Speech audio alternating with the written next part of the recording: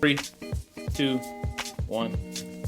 Hello, everybody, and welcome to the Afternoon Tune. I'm your host, Josh, and with me are my two co-hosts. It's your boy, Chayse. And it's your boy, Nick. And today we got a nice packed show going to discuss some 3 movies. Going to discuss Wolfwalkers. Going to discuss Sylvia's Love, starring Tessa Thompson.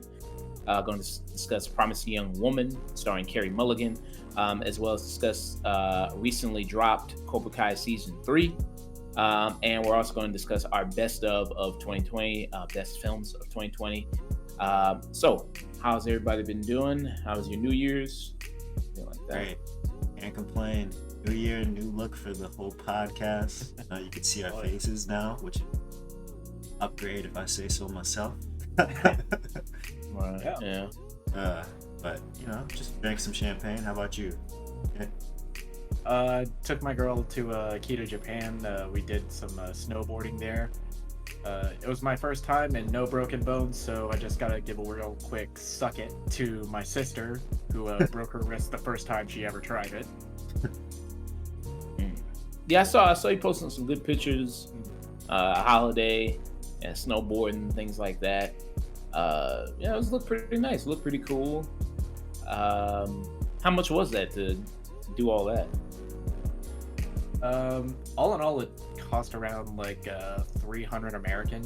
It was like $150 to rent all the equipment for me, and then another $150 for like a 2.5 hour like intro lesson and the lift pass for the whole day. Okay. Half a stimmy. Not bad. Not bad. Half a stimmy. Yeah. Just got my stimulus check yesterday. Don't. You can brag. It ain't much. Fucking Mitch McConnell. Yeah. Fucking Mitch McConnell. The turtle man. But I paid off some credit cards with it, things like that, some purchases I made. So, and then I put like 100 in the bank as the savings. So yeah. Shout out to all my college kids, recently graduated college kids that didn't get a stimmy. It's like me.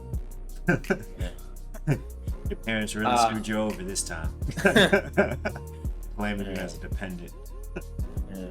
But the parents, they got like $600 for each kid though, right? So no, not if you're an adult. Oh, not if you're an adult. Yeah. Oh, okay. Oh, okay. Oh, well, that's stupid. We don't matter. Yeah, I guess not. So hopefully, they'll do 2,000 checks. Hopefully, maybe, cross fingers, all right, so let's get into our first review of the day. We're going to discuss Sylvia's Love, which is starring Tessa Thompson. It's an Amazon Prime film. Me and Chayse saw it. Nick, did you see it?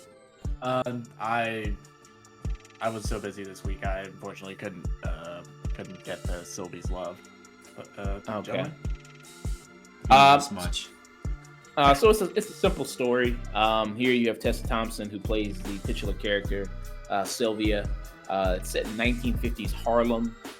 She meets a saxophonist named Robert Holloway, and they start a romantic relationship. That's basically the bare bones of it. Really, nothing too crazy.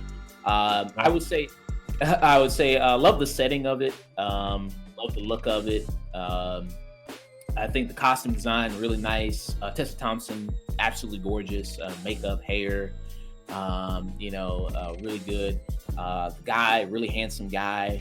The guy who plays the main love interest is Nnamdi Asomugha. He's pretty solid. I think that, what was kind of throwing me off was he looked a lot like Russell Westbrook. Yeah. Kind of throwing me off. I was like, wow, this guy looks a lot like Russell Westbrook, who's the basketball player. Right now, he plays for the Washington Wizards right now. But I was like, wow, this guy looks a lot like him. And he's the former athlete himself. He was a former football player. Played for the Oakland Raiders. So So so that was something there. So in the movie, you kind of, you can do kind of a simple kind of bare bones type love story and it work. And one thing I did appreciate was that this isn't, because typically when you have black couples, you'll have maybe the black struggle love type stuff, and I don't think there's none of that here. Especially it being set in the 50s, you could have so easily done it where you could have brought this big, huge, racial element into it. Yeah. And they didn't do that. Yeah, in New York. Yeah. Which they didn't do that at all. Which I do kind of like. I do kind of like them, veering away from things like that. I do appreciate that. I just feel like there's just not really much there to hold my interest. These two people, they meet, they're instantly attracted to each other, but she has a fiance. Doesn't really seem like there's much of a tug and pull with her and the fiance, because it doesn't really seem like she's that much into the fiance herself. So there's not really much of like, is she gonna choose the fiance? Is she gonna choose him? And like, this is not really, I don't think much of a tug and pull there that much. I think you can basically know where the story's gonna go as soon as you watch it, which can't, always be a bad thing. It just depends on how you get there. Yeah. So, Chayse, what did you feel about watching it and everything like that? Bro, it's just down bad, the movie. I'm not gonna lie. I wanted to like this movie because the aesthetic is beautiful. Like, just to see a black couple in love and nobody's dying, nobody's being ratchet. Well, I mean, debatable. There's some ratchet moments. There's this sort of ratchet situation that they kind of just brush over, but that's spoilers. And it's nice to see a black couple that are striving for their goals and stuff like that, but it's just that there's no conflict. Like the sole antagonistic force that could have been, kind of like where you begin to root for this couple is off at war for most of the movie. So it's kind of just like, all right, there's this absence of an antagonist or force that kind of like whittles these two together. So it kind of just feels like for most of the movie, she's just straight cheating on the which, is why I call it down bad, the movie, because like, my man out of the war, just getting cheated on, and we don't even know if he's a douchebag, whether or not they were like an arranged marriage or anything. We don't get any context for like how they even got together. Right. And the little bit that we do get is all the way towards the end of the movie, and he's not even that bad of a guy. Like, he's inconsiderate, don't get me wrong. He is a douche. He does have a stick up his ass. There's nothing really about him that makes me want the couple to get together. And like, I really feel weird about old boy Robert, because the second he sees her, they're going he's going into the record store, right? He meets her for the first time, and like right off the bat, she's like, "Hey, I got a fiance," and he's just like, you could hear, like if you listen to it very close, you could hear his zipper unzip. Like he's just like into it, like immediately, like, yo, I'm gonna bag this girl who has a fiance for the summer. Call it a night. Right. And and with her, it's kind of just like she doesn't give too much about what's wrong with the fiance, so she doesn't really give you much of a reason to root for her in this relationship. She's just kind of just like, all right, yeah, no, I really shouldn't. But then like they talk for like maybe a second later and they're back together, Yeah. But that's another thing I have an issue with this. There's like zero repercussions for any of this. And there's some stuff that they tackle in this movie that should have repercussions, but they don't. It's just brushed to the side. It just doesn't feel like it has stakes at all. And like with a good romantic story, sometimes you have to have a couple overcome something, or Mhm. there's like a big hurdle there. I mean, the closest they kind of get to it is like, because he's a jazz musician, and it's been and the whole thing, he has to leave. He's got a gig in Paris, and he has to leave for 2 years. So there's that whole thing, and he returns, and they kind of, but she was already had a fiance already, so it's not like, you know what I mean, like, well, I mean, you can make that decision yourself if you want to wait for him or break up with your fiance. I mean, and wait for him to come back. But I mean, him coming back, they rekindle very quickly, and everything like that. So that's not a big hurdle for them to, for him gone that time. And like you said, with her fiance, it's like he is inconsiderate because, she wants to pursue a career in television, be a producer, make TV shows herself. She that's kind of her future, and he's like, no, just stay at home, be a housewife, typical, just be a typical 1950s type woman. But she has goals and everything like that. Goals that, her main love interest, Robert, it would let her pursue. Towards the end of the movie, like you said, I mean, even though her fiance is a little inconsiderate, I mean, he's not like outright a bad guy. So it's like, okay, well, why does she end up with this guy, and does she even love this guy? I mean, that was kind of in question the whole time.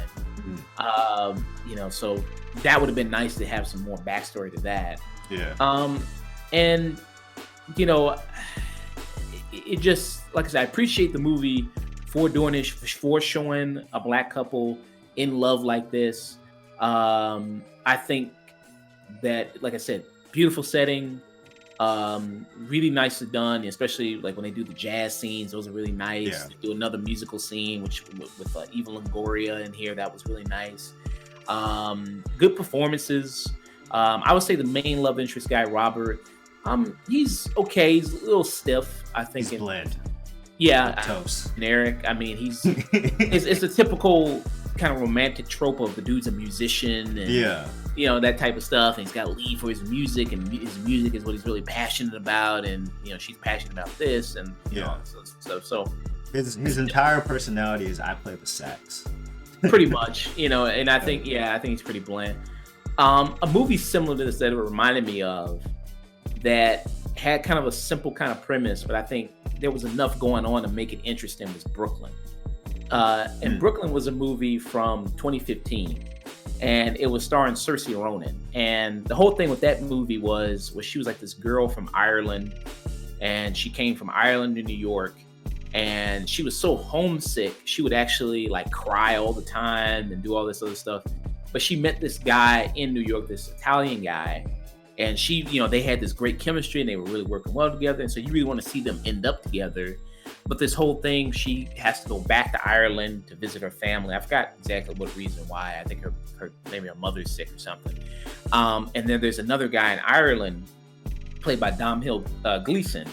And it's this whole thing of like, okay, does she stay in Ireland to be with him, or does she go back to New York to be with the other guy? I mean, here in Ireland, this is where her family is, but does she want to start this new life with this other guy? So there's a nice bit of drama there that allows you to go like, oh man, who's she gonna pick? And I really like her with this guy, but then I think her and the other guy, maybe they got a better future, her being in her home country. So there's a little bit there to make you invested. And I wasn't crazy about the film. I liked it fine. I know a lot of people back when it came out loved it. I think it was even nominated for the best picture when it came out. But I thought it was a solid film. This one needed something to really get you invested, to really have your attention, the drama of it. And this is, for me, I just don't think it did that. But I appreciate like all the elements like I listed before. And I would give it, for me, I'd give it I think 6.5 out of 10, somewhere around there. Well, what about you? I didn't expect to be the bad guy on this one, but so let's start off with the things I do like again. I love the opening shot too. Like when they're establishing New York, you get to see just how like the grainy footage of like how old 1950s New York looked. That was beautiful, but that was well done. Costumes beautiful, soundtrack phenomenal. There's like certain moments where I was like hearing either some Jackie Wilson or some like Astrid Gilberto, and I was kind of just like, in that meme from Once Upon a Time, where I was just like, oh, that's the song I like, you know. But like, it's just kind of like there's just no emotion and no stakes behind this movie. But you know, I do want to preference that we are two meatheads that love Marvel and love action stuff like that. So I have noticed a bit that the streets have told me that this movie's phenomenal, and that, you know, for people who love romantic movies from like the 1950s, maybe this is for you. But for me, this is a 4. There's just nothing about it that's really like that. There's just like, I wanted to give it a 5, but it's just not. I don't think it's well written. Like the characters, their arcs aren't really that good. There's nothing really about this film that says anything different about love or anything. It's just very, very well done mid. And we talked about it earlier. Like I was just trying to find like a good like food analogy for it. Because it like looks beautiful, but there's just nothing inside. It's very hollow. Yeah. Because I looked at a lot of reviews, and a lot of people love it. They remark on how like it's a throwback to old romantic stories, you know, the setting of the 1950s, you know, like that's what a lot of people love about it, and that's what they mostly remark about it when talking about the film and love the film. Like if you are a fan of classic romantic love stories, you'll love this. And I was like, oh well, I mean, you know, I guess I'm not. I guess I don't know. Yeah. You know what I mean? I guess it's not for me. Yes, I'm not. Looks great though. Looks nice looking film and everything. Would love to see more films like this. Sure. Just be more interesting for me. Yeah. Have a conflict. Yeah. All right. So moving on from discussing Sylvia's love, we're going to discuss Promising Young Woman. Promising Young Woman, starring Carey Mulligan. Here, so me and Nick saw the movie, and Chayse didn't see the movie, right? Nah, I couldn't see it. Okay, so it's gonna be a me and Nick review here. So the whole simple premise of this one: so you have a young woman traumatized by a tragic event in her past, and seeks out basically vengeance against, specifically in this one, men, because the experience that happened to her was an experience that probably a lot of women can relate to. It was an experience that happened in college. Regarding, I wouldn't say it was date rape, was it? Was it just kind of just regular rape, right? It was a situation at a park. It was absolutely a sexual assault, and the movie does a really good job of keeping that mystery until like towards the end of the movie, where you find out what actually happened.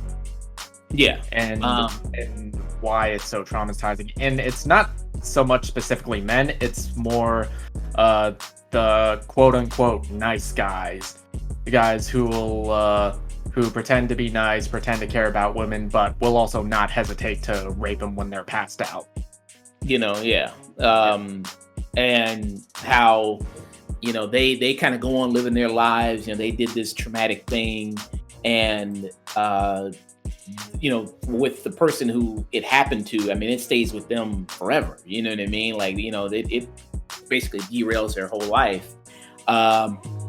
And, you know, one of the things she does, she will go to like bars, she'll pretend to be drunk, pretend to be sloppy drunk, and she will, and these, you know, quote unquote, you know, nice guys be like, hey, you need some help, you know, let me take you home, let me call you Uber, you know, and they'll be in the car, and then he says like, well, you know, my place is just like right here, you know what I mean, if you just want to get a quick nightcap and, you know, just tie things off, and then, you know, like when she's trying to pretend to be passed out and he's trying to kiss all over her, you know, that's when she, you know, stops pretending to be drunk, and that's when they freak out, which is always great when they do that in the movie. They just go like, "Oh shit," you know. And, and the first two guys' cases of this that we see are Adam Brody and Christopher Mintz-Plasse, aka McLovin.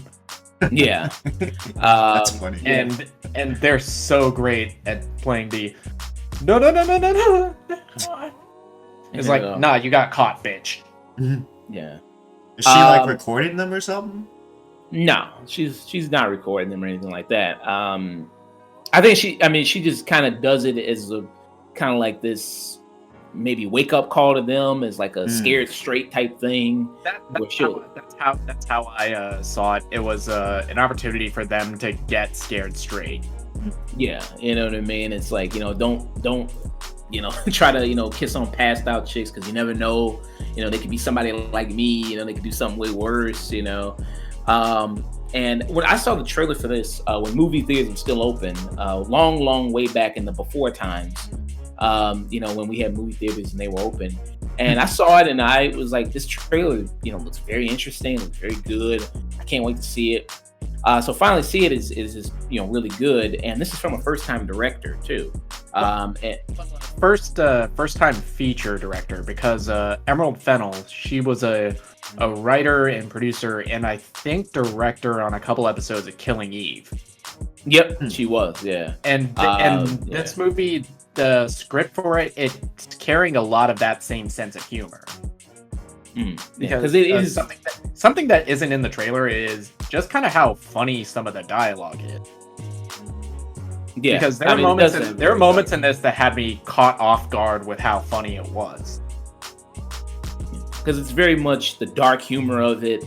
The way that she's messing with these people is very entertaining. And there's a situation where she goes to like the head of the school where the incident happened, and she like plays these mind games with the head of the school, the headmaster. That is really, I think, a good scene. Carey Mulligan does a very, very good job throughout the movie. You also have Bo Burnham in this as well, who is a character she sees throughout the movie. He's very good. I think their scenes, they have great chemistry together. They're very good. You also have Clancy Brown in this, who plays like her father. Clancy Brown, he's just got that recognizable voice. If you grew up in the 90s, early 2000s, you know that voice. I mean, if you grew up watching cartoons at any point in your life, you know that voice. Yeah, I mean, he's got a very, very identifiable voice. Jennifer Coolidge, who plays her mother in this, AKA Stifler's mom. Yeah, the least annoying I've ever seen her in anything before. That's for sure. This movie is full of comic actors doing drama, and it's always a fun reminder to see how great they are at doing drama when comedians decide to do that. Yeah, and she's very good in the film.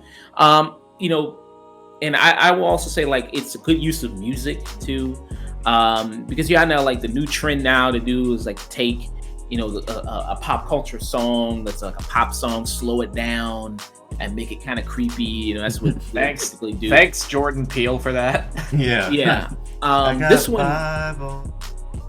This one kind of really incorporates it into the film, and it really works, I think, very, very well the way they do it.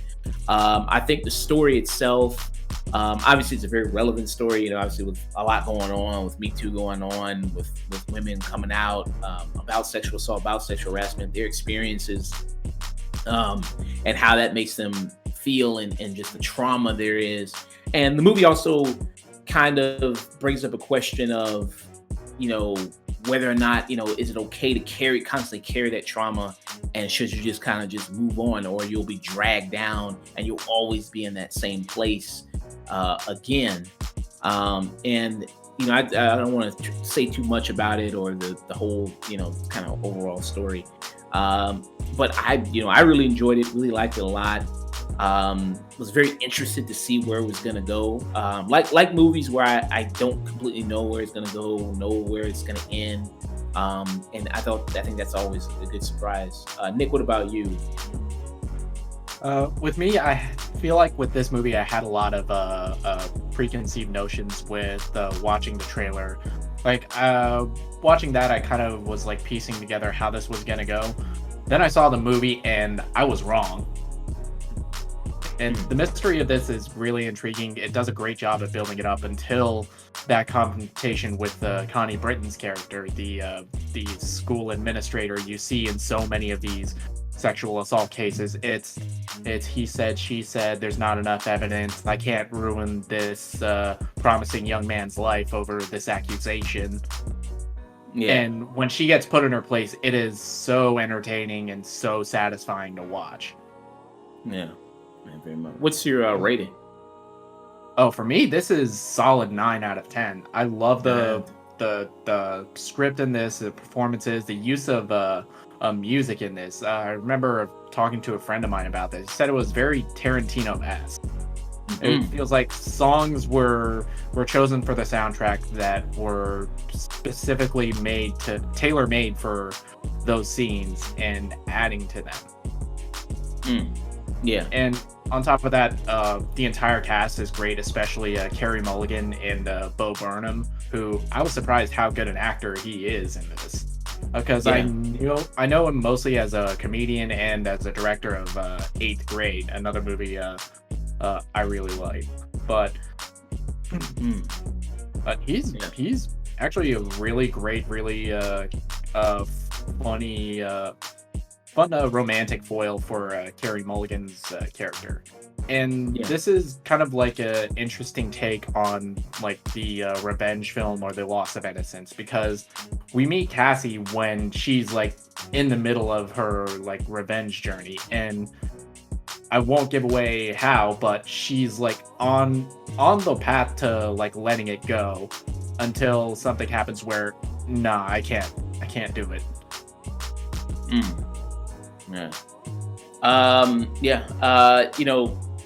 Great performances. Carey Mulligan, I think, from the entire cast. Alison Brie, she shows up here as well, and she does something to Alison Brie because it shows kind of the different types of people how they react to these different types of situations. Alison Brie's playing the type that's if you have a history of this kind of behavior, don't be surprised when she cries wolf.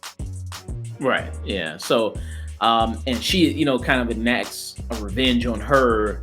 That's pretty satisfying, and then it takes something like that for her to click, for her to get it, which is very interesting.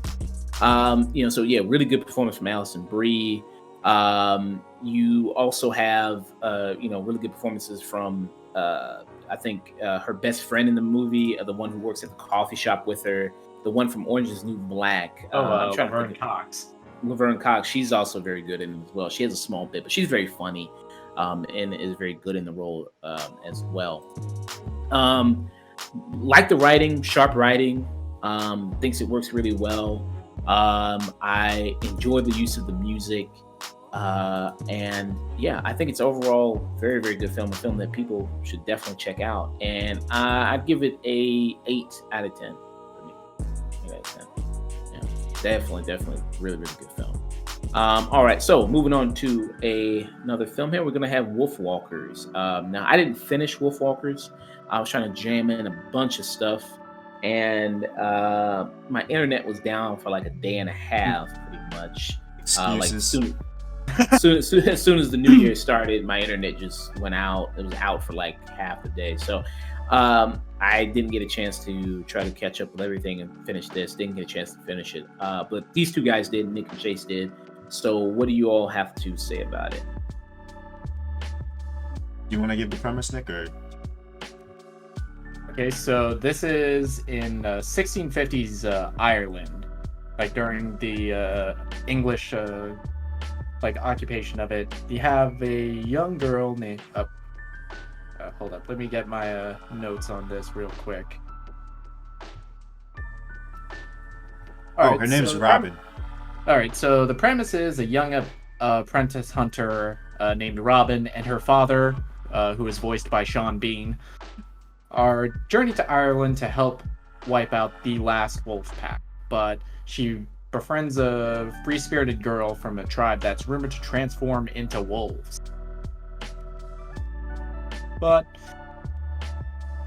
I'm overcomplicating the premise because this is essentially just Avatar. Hey, it has which Avatar? James Cameron Avatar. Cat Avatar. Hey, I'll take this over that though. I'm not gonna. Like, the premise isn't all that original, but like, I'd say it's better than Avatar, than James Cameron's Avatar. Obviously, not The Last Airbender. I would agree as well. I would agree. What separates that Avatar from this are the excellent voice performances and just this very beautiful, very unique style of animation that I don't think I've seen in a very long time. Because this is 2D animation. This is 2D. This is hand drawn, and every frame it's like looking at a picture book that's in motion. Every frame has a ridiculous amount of detail, even down to stuff like how light bounces off characters and how that like moves their shadows. It's just so beautiful to look at. Yeah, I love the way certain characters, like the girl that she befriends, her hair, you could see like the shading, the black line out around, like the outline, it's called. And you could kind of see her hair kind of still shading above it, so it's kind of like, it's not in between the lines, but it still just works. There's moments like that with like the sheep like that as well. And I love the way they colored fire. Like all the fire is just crimson red, so it looks even like it looks blood. It looks like blood. Yeah, no, I like this movie a lot. And it's weird. So it's on Apple TV, which is not necessarily something that I would personally recommend. But like for this, you get the free week trial. I recommend it, especially if you have like kids. Yeah, and I would recommend that as well.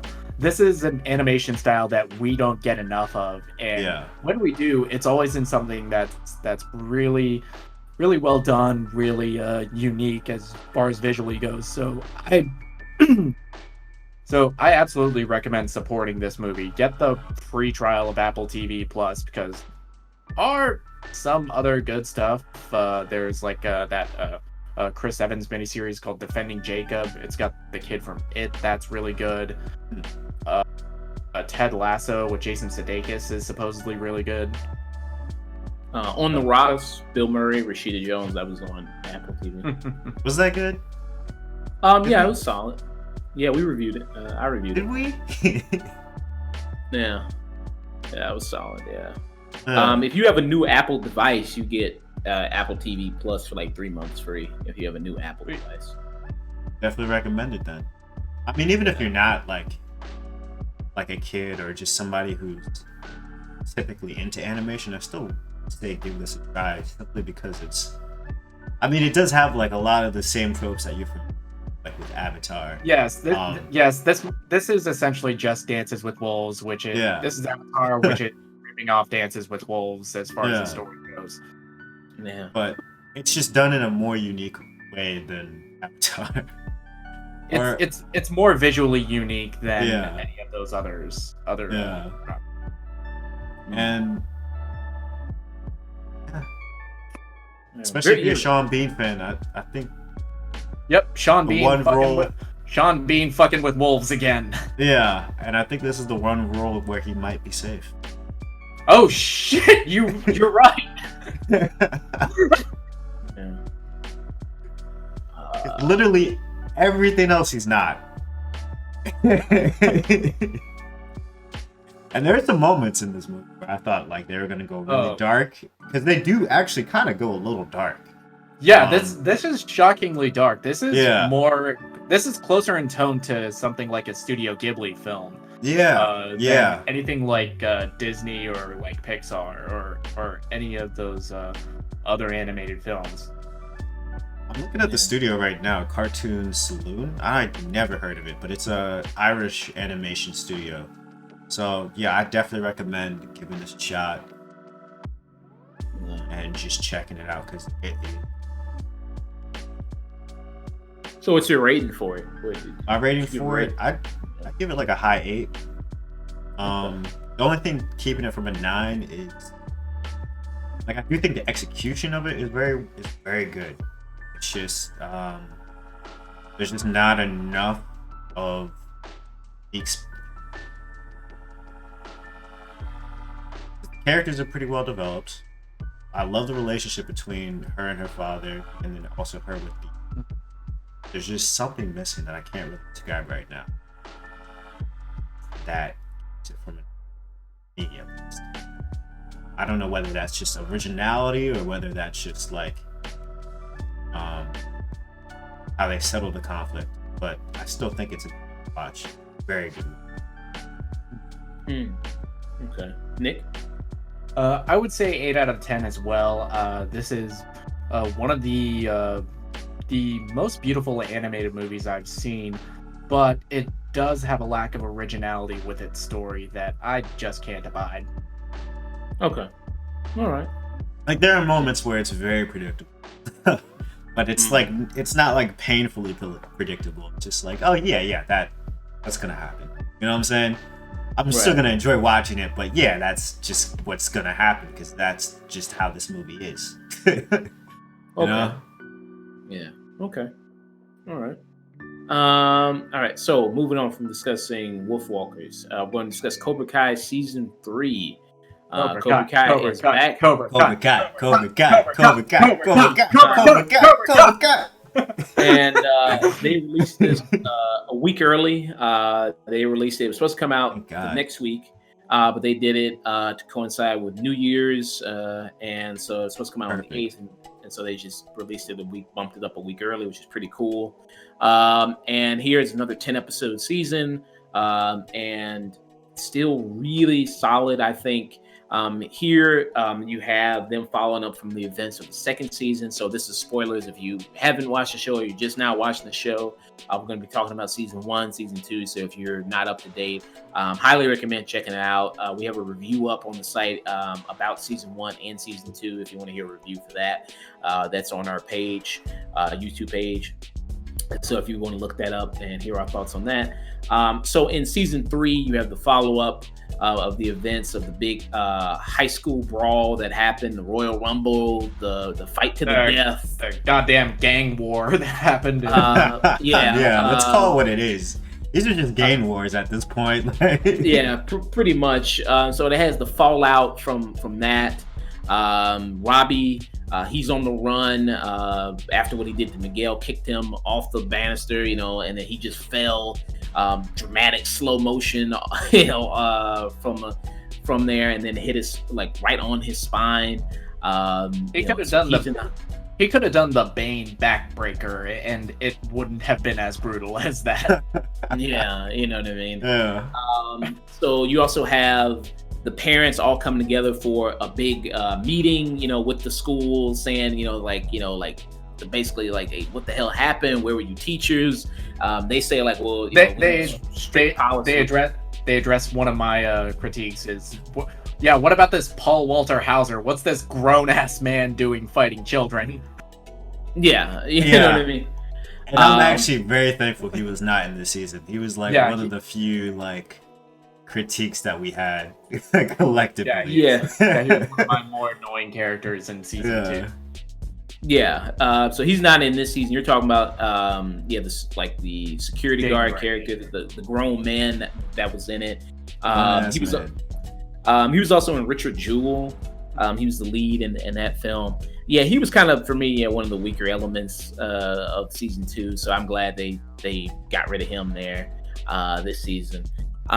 So it has that kind of big fallout there. And the parents come together and says the parents, they say, well, where were you? Why didn't you get involved? They're like, well, by, regulations, we can't get involved. We can't get in between two students fighting, things like that.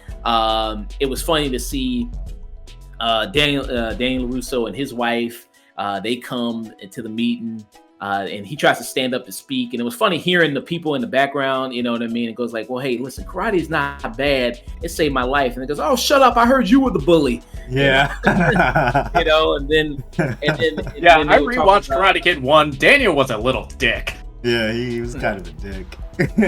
I'm still Team Daniel. I'm still Team I Daniel did too. Especially because of just like, because Johnny kind of started it. Yeah. And he kind of was a lot more aggressive. Yeah. But still, Daniel did his part. He was still a dick. Yeah. And they were talking about their daughter and how their daughter was in the fight, and then goes, "Your daughter's a whore." She was going back and forth, you know what I mean. And then it's always funny, like when somebody screams something, you don't know who said. You go, "Who said that?" Yeah. Who said that? Yeah. So I thought that was pretty funny. I thought that was a good opening, but just to set like, okay, this major event isn't going to go overlooked. It's something that is going to cast a shadow over the entire season. So yes, and it's actually like kind of a realistic depiction of how like school parents react to incidents at schools, and they're like freaking out. It's like, okay, ban karate. Yeah, like karate footloose. Yeah, and karate. I'm taking my kid out. Like new program, hugs. Yeah, yeah. The hug program. Oh god, that shit triggered me. I'm not gonna lie. Give me some real PTSD for a second there. And you see, so it's result of that fight, result of the end of that fight, what happened with Miguel, you see like how it's affected everybody's life. Like with Daniel, his business is being severely affected. Not a lot of people are coming in there anymore, so his dealership is being heavily hit. You see with Johnny, he's going on a bender, he's just in bars, getting into fights. You see with Samantha, it's just Johnny. Well, he was doing better. He would have been doing that. He would have been doing that. You know what I mean? He would have been doing a little bit better. You have Samantha LaRusso, who's got pretty much like PTSD. She goes back to school. She's got severe trauma. So it's just like this is a huge thing that really messed up everyone's life, which is good to see that event did do all that, and they're really addressing that here in this season. Yes, it's grounding this world, because I felt like season 2, it was getting a little cartoonish, and it was nice to see them kind of ground everything back in reality. Yeah. And I love the little bits where like the non-karate civilians are kind of just, what's all this fuss about karate? Like, why does the Valley care so much about karate? Like, what? Yeah. It's like It's like being in Texas and not giving a shit about high school football. Yeah. So I mean, this is like in the Valley for them in this series, karate is like this big thing, but it really didn't become a big thing until really Johnny started it, and then Daniel started it, and then here came John Kreese. So it was really kind of these old motherfuckers that really brought it really back like that. Like nobody was really thinking about it until them. And so it's kind of it's fun to see, like like he says in the season, it's like we kind of passed on our drama to these kids and kind of let it affect them, and we have to try to break that cycle. So you do see a Daniel, as you saw in the trailer for season 3. Are we doing spoilers for season 3, or we might as well? There's a lot of good stuff to talk about. There's so much good in this season. Okay, so in this is like people saw from the trailer. We see Daniel and Johnny team up, to go find Robbie. That was really nice, you know what I mean? And again, it's a situation where, they're hanging out, they're doing stuff, they're kind of connecting, and there's always something that happens that kind of breaks that bond, you know what I mean? Because they're just kind of more light. It's 3 for 3 as far as this show going. Once they finally start bonding, one of them does something to fuck it up, and we're back to square one. Yeah, you know what I mean? And situation happens, they're going around, 2 karate buddies, and they even have a fight scene in a in a chop shop. And listen, the fight choreography it's nothing like The Raid or anything like that, you know what I mean? And also you're dealing with guys. It's not like The Raid. It's not even like on the same level of John Wick, but it's like one of the things I liked about Karate Kid, it was always like more realistic fight choreography in terms of like how awkward it is, because real life fighting is awkward as shit. Yeah. Yeah, Yeah, and then they capture that awkwardness perfectly, especially like two guys in their late 40s trying Yeah. to do these moves. I mean, Ralph Macchio's almost. I mean, Ralph Macchio's almost 60. I mean, he looks like he could still be in his 40s, but he's 59. You know what I mean? Yeah. It's like So and then you have William Zabka. You know, he's 55, so it's like two guys who are close to 60. It's like, I mean, you know, I mean, I mean, they look great, and you know, they're in really good physical shape, and I mean, you can tell when it's two 50-something-year-olds fighting and everything like that. You can tell when it's a stunt double. Yeah, you know what I mean. Especially like with scenes with John Kreese, it's like, oh yeah, I can tell this is stunt double. Martin Coe's almost 80. He can't do this shit. Yeah. I mean, he still looks great though. Right? Oh yeah. Like he still looks like he could kick our ass. I wish I could look that good at 80. Yeah. Yeah. So you know, it's you know, like I said, it's not like John Wick, it's not The Raid, but you know, it's decent enough for this show. It is fun and it works well. There's some people who are better at it than others. I think like the kid who plays Robbie, he's really good at it. I think he does a really good job with the choreography and everything. But so you know, we good? Oh, I was just gonna say one thing I really love about all of his fight choreography scenes are he's up against somebody who realistically would whoop his ass and could actually wrestle a little bit. Because they actually like in this show, like everything a big problem I've always had with like karate, like movies and TV shows is that they never address like, you know, what happens when you get to the ground. And in this show, when they get to the ground, they get their ass beat. And that's just kind of like how like they do have their ways to maneuver around it, but like I love the fact that there's still that sort of bit of realism. Like, no, just because you're great at karate and you can kick very high doesn't mean that you can't just get your ass beat if I just tackled you. Right. Yeah. Yep. That was probably my favorite initial fight scene was like Robbie's first day in juvie. Yeah. I was like you can still get jumped. That karate shit ain't gonna work here. Yeah, you gotta figure something out different.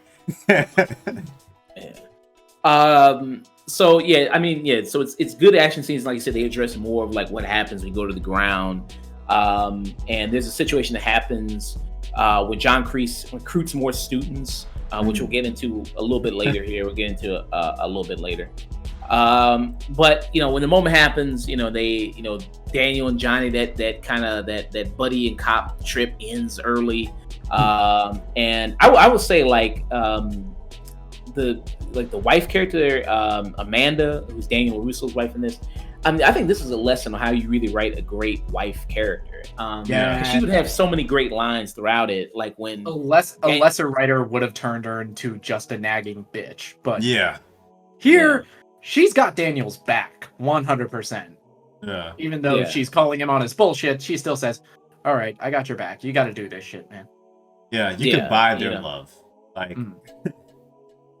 she even had the arc, which is you know normally kind of left out from most like of white characters in these sort of sports TV shows. They kind of are just, you know, nagging. They have their few lines, and they're like, "All right, honey, like I could handle my shit. You go back." But no, she actually has like a full sort of like arc season 2. Yeah. Because I bring her up because she had like a really great line I liked a lot, and she had a lot of great stuff in this season. But like when they're on their trip together, Danny and Johnny, and he calls up his wife, and he says like, and she says like, "What are you, Tango and Cash?" and everything like that. And then Johnny says like, "No, those were narcotics detectives." And she was like, "Do you realize you're like no detectives at all?" Like, you know what I mean? Like you're like nobody, you know. So that I thought that was really good. I thought a lot of that stuff was good. She's a really great character, really great. I mean, this is a real good lesson on how to write a good wife character. I think a love interest character. She's very good. A big highlight in this season for me was with Daniel going back to Japan. And the reason he has to go back there is because with the dealership, they have a huge partnership with a Japanese manufacturer. So he wants to go to them and plead to them to not sign with someone else. And, you know, those kind of stuff like that, those scenes where, you know, he reconnects with older members, specifically from Karate Kid 2, I thought that was really great. I thought, the stuff where he remembers Mr. Miyagi again through letters. I thought that was a really beautiful scene. That really kind of choked me up a little bit. Yeah, this is the best performance Ralph Macchio's ever given. As an actor. Yeah, and he meets his love interest who was in Karate Kid 2, who's aged beautifully. She looks really great. And then he also meets the bully from Karate Kid 2. It is kind of weird that, this was a guy that he was like, well, this dude tried to kill you, he threatened your life, and she was like, oh, that was a long time ago. He was 30 years ago. I guess it was like, okay, 30 years later, I guess I was like, I guess kind of just move on, I guess. And I like the misdirection with this character, because when he's introduced, it's like Tessa! It's like angry, and he's like really stoic and just gotten the 1,000-yard death stare up until they start training together. Yeah. And I love that training scene so much because it's a perfect fake out. He's just escalating it as far as possibly, and then he does what I like to call the energy bending move. Because when I think about it, I always think about Aang whenever I see this move, because I rewatched it a couple times.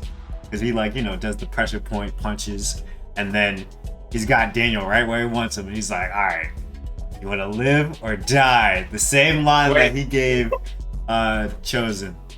That was perfect. Yeah.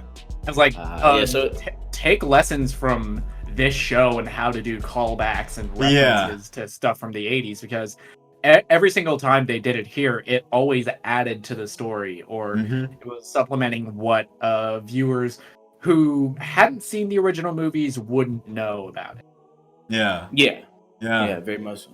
And it's funny, is this thing, being as big as it is, running into people, seeing people online go well, I never really cared about the Karate Kid movies, never really got that into them, but I do love this series.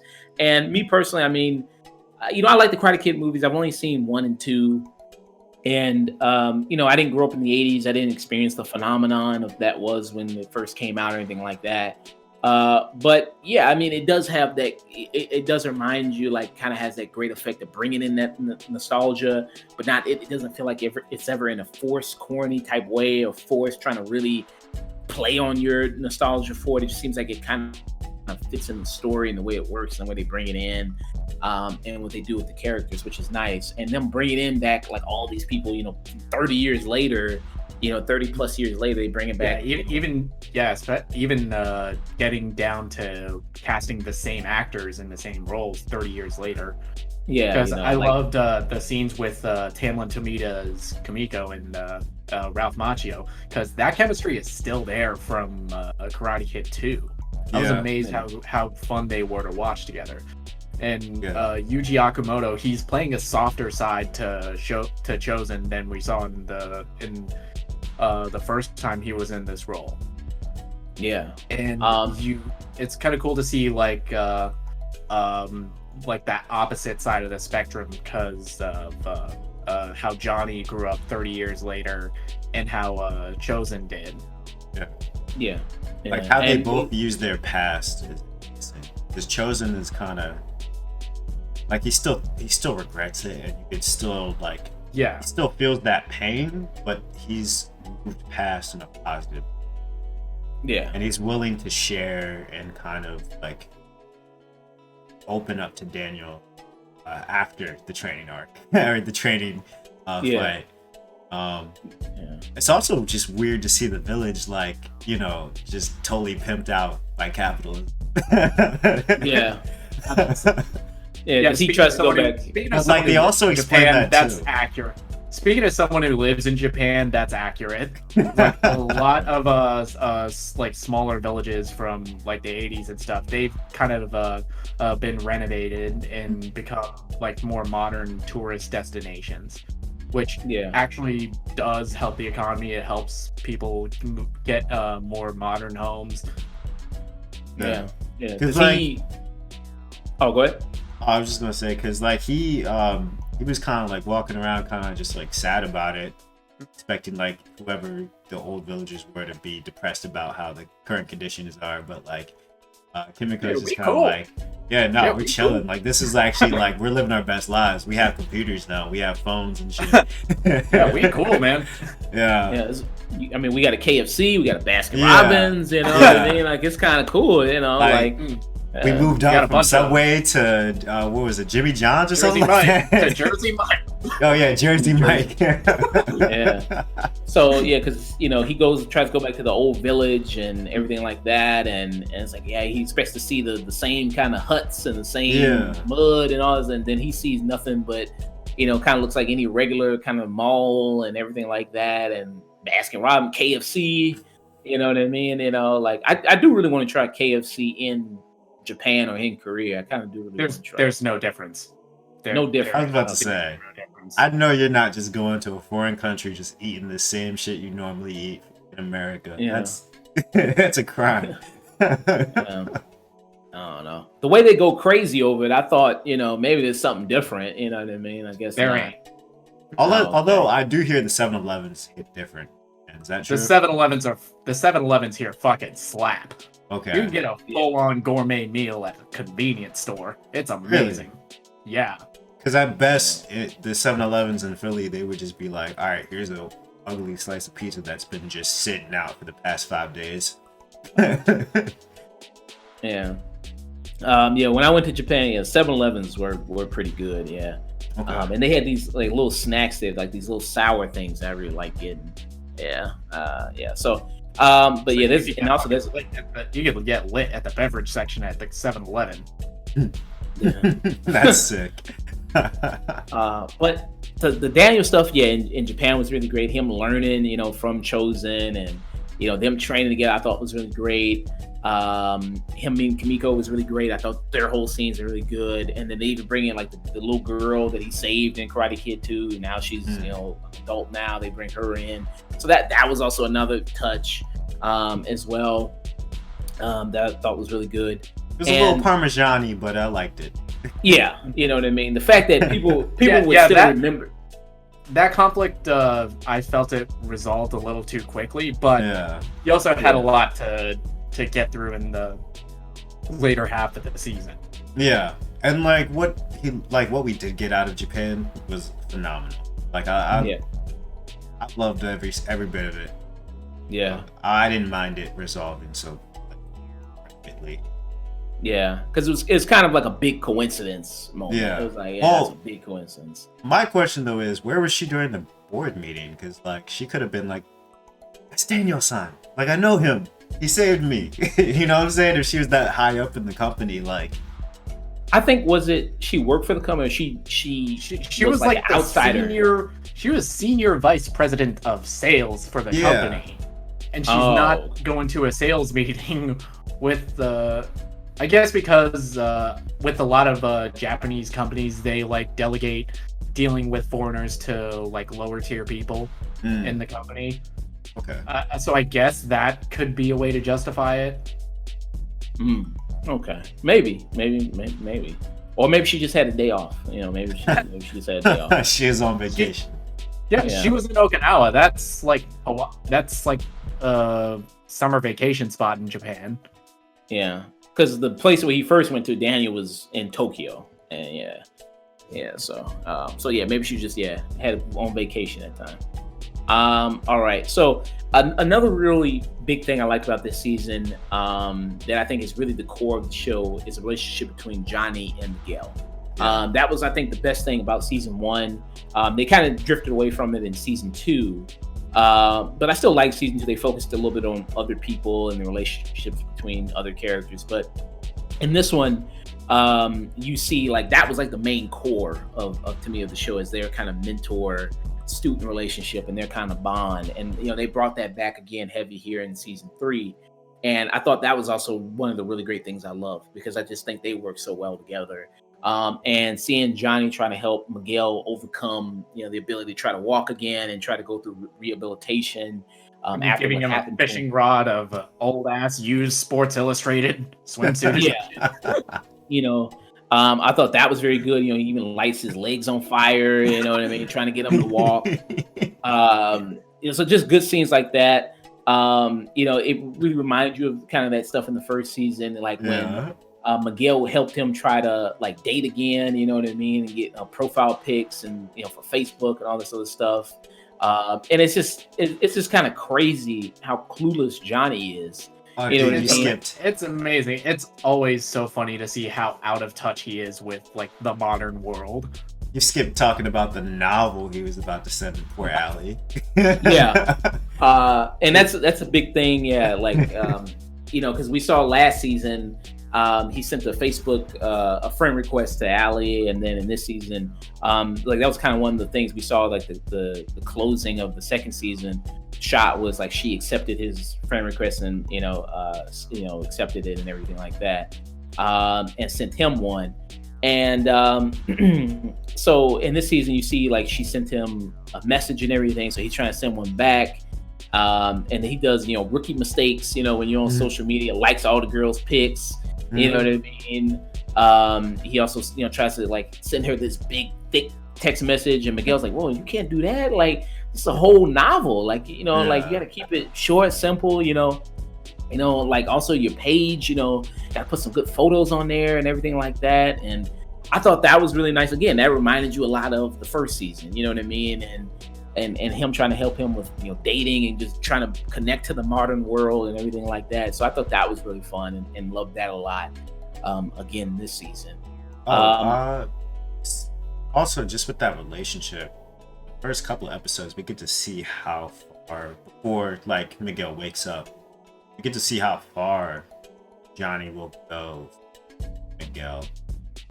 Because, like, I mean, even, like, which, granted, may have not been his best decision, putting off going to see his son in jail, willing to go and, support Miguel during this whole surgery process and make sure that he gets the money that Hey, I thought that was just really touching. Hey, in his defense, you ever tried saying no to Abuelita? Yeah. Can't say no to Abuelita. Yeah. Can't say no to Abuela. No, you can.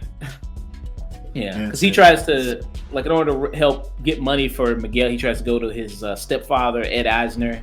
And, he's like, well, if you don't give me the money, I'll make one of those hash brown things that they do nowadays. You know what I mean? And try to get you, He's like, so I mean, he's like, and the Ed Eisner says, I don't give a fuck. I'm old. I mean, I don't care. You know what I mean? Like, I think even Ed Eisner, the character, that was just Ed Eisner. Yeah. Like, I don't give a shit. I'm gonna die anyway soon.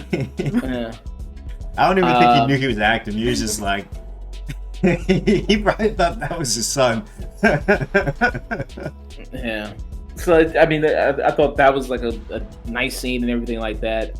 But in order to raise money for Miguel, the kids, they do a whole, car wash and everything like that to raise money for him. And that was also another good scene, I thought, like where the boys, they pull up and they're like, oh yeah, these good looking women gonna get our car wash, and here comes this dude, shirt off, gut all over the car, washing it, and they're like, what the fuck, what is this? Like, hold on, bro, so I thought that was really good. They just happen to leave the money with the littlest guy, a part of the whole crew, and they beat the crap out of him and take the money, and this is Cobra Kai. And try to pass it off as they got the money from Miguel. And that brings it to the whole element of this whole kind of gang war is still going on, still rivalry, still beefs between these people. And you see Samantha LaRusso, she takes more of like a in charge role, her trying to be like fighting back, not trying to be bullied, and try to kind of lead it and everything against Cobra Kai. And she ain't about that life. I mean, she really not. I mean, you know what I mean? She's just a rich kid from the suburbs. She ain't about that life. Yeah, you know what I mean? Like, you have somebody like Tori, that backfired so badly. Oh my gosh. Yeah, who is obsessed. I mean, she is just has a hatred for her. And then at some point, like when other character motivations shift and change, she's just kind of like, I don't even know really why I'm mad anymore. I'm just mad. I don't even really. I'm not even really know why I'm just kind of just mad. Easy to just say, you know what? Fuck, I forgot why I was even mad at you. Yeah, you know what I mean. Like I just hate you. Yeah, like even character, like because throughout the show, like it's more shifting character motivations. People swap sides again, and alliances change and everything like that. And at that point, I mean, yeah, you just seem like you would just kind of think like, okay, well, it's kind of seems like it's done now, it's over. But it's like, nah, I'm mad, but I gotta have my anger directed towards somebody, I guess, and it's it's gonna be you, I guess. And if I see you on the streets, I'm gonna kill you. That's basically her whole thing. And you think like Tori as a kid, you think she'd be more preoccupied because she's like, well, I work 2 jobs and I'm trying to get my GED and I take care of my mother and my brother. It's like you think her time would be more preoccupied doing other stuff, but I guess not. I guess she makes time out of her day to go like, she makes personal time. Her time to go out and kill her entire personal life is just devoted to killing this rich girl from the suburbs. Yeah. And that's why it's fuck Tori. All my homies hate Tori. So I was like, oh, okay. But she's an angry young woman who's been manipulated by a psychopath. Oh yeah, no, I do have sympathy for her character because there are like very early on when Chayse is kind of on her side with the whole, because there's like a conflict between her and her landlord. Creepy landlord. Yeah, and the landlord is like trying to like ask for favors instead of rent, and Chayse like one of the few times I'm rooting for Chayse on the season when he pulls up and he's like, all right, look, I'm gonna slice your fingers off if you don't fix this situation, is you're gonna cancel her rent or I'm gonna take every finger off. All right, that's just what it is. It is crazy how many things in this show can be just solved through just violence. Just pure violence of like, oh, you need to pay rent. Oh, don't worry, I threatened to hurt this guy, so you don't have to pay rent. I don't think that's how that, bro. You still need to pay rent. This dude is psycho. I believe it. Oh, you know what I mean? It's Chayse. If you saw Chayse, you would switch up too. He is 100% psychotic, and one of my criticisms of this season is they do flashbacks to Chayse's time in Vietnam, and I feel like the show already had too much going on without adding that on top of it, because I feel like they were trying to make him a more sympathetic character, but it doesn't really work as well when present day he's just a straight up supervillain. Yeah, I think they should have tried to, if they were gonna do those flashbacks, because I like them individually, like especially the first one where you're introducing young Chayse, because it's a total fake out. They're like, all right, here's this douchebag with a varsity leather coming in with this girl being all douchey. Yeah, and you're expecting that to be Chayse, but it's not, and I love that. But there were a lot of good fake outs in the flashbacks, because there's like a guy with like a long hair and a ponytail, and for a long time I thought that was gonna end up being Terry Silver. But there are like, I think those flashbacks are important, but I do wonder if those flashbacks could have been saved for the next season, because he's obviously I think the show is gonna end next season, and I think it has to end with him being the big bad. And I think maybe those flashbacks could have helped in season 4 rather than season 3. We'll see, but Yeah, I'm curious where they go with the going into Chayse's backstory, because I feel like with the show it's kind of been, the theme of it is like diving into these characters who back in the 80s they were straight up one-dimensional villains. And trying to give them more depth, and that's what this show is for. But with a character like Chayse, I feel like sometimes a bad guy can just be a bad guy. Yeah, that's true. Not everybody needs a redemptive arc or redemption. Not everybody needs that.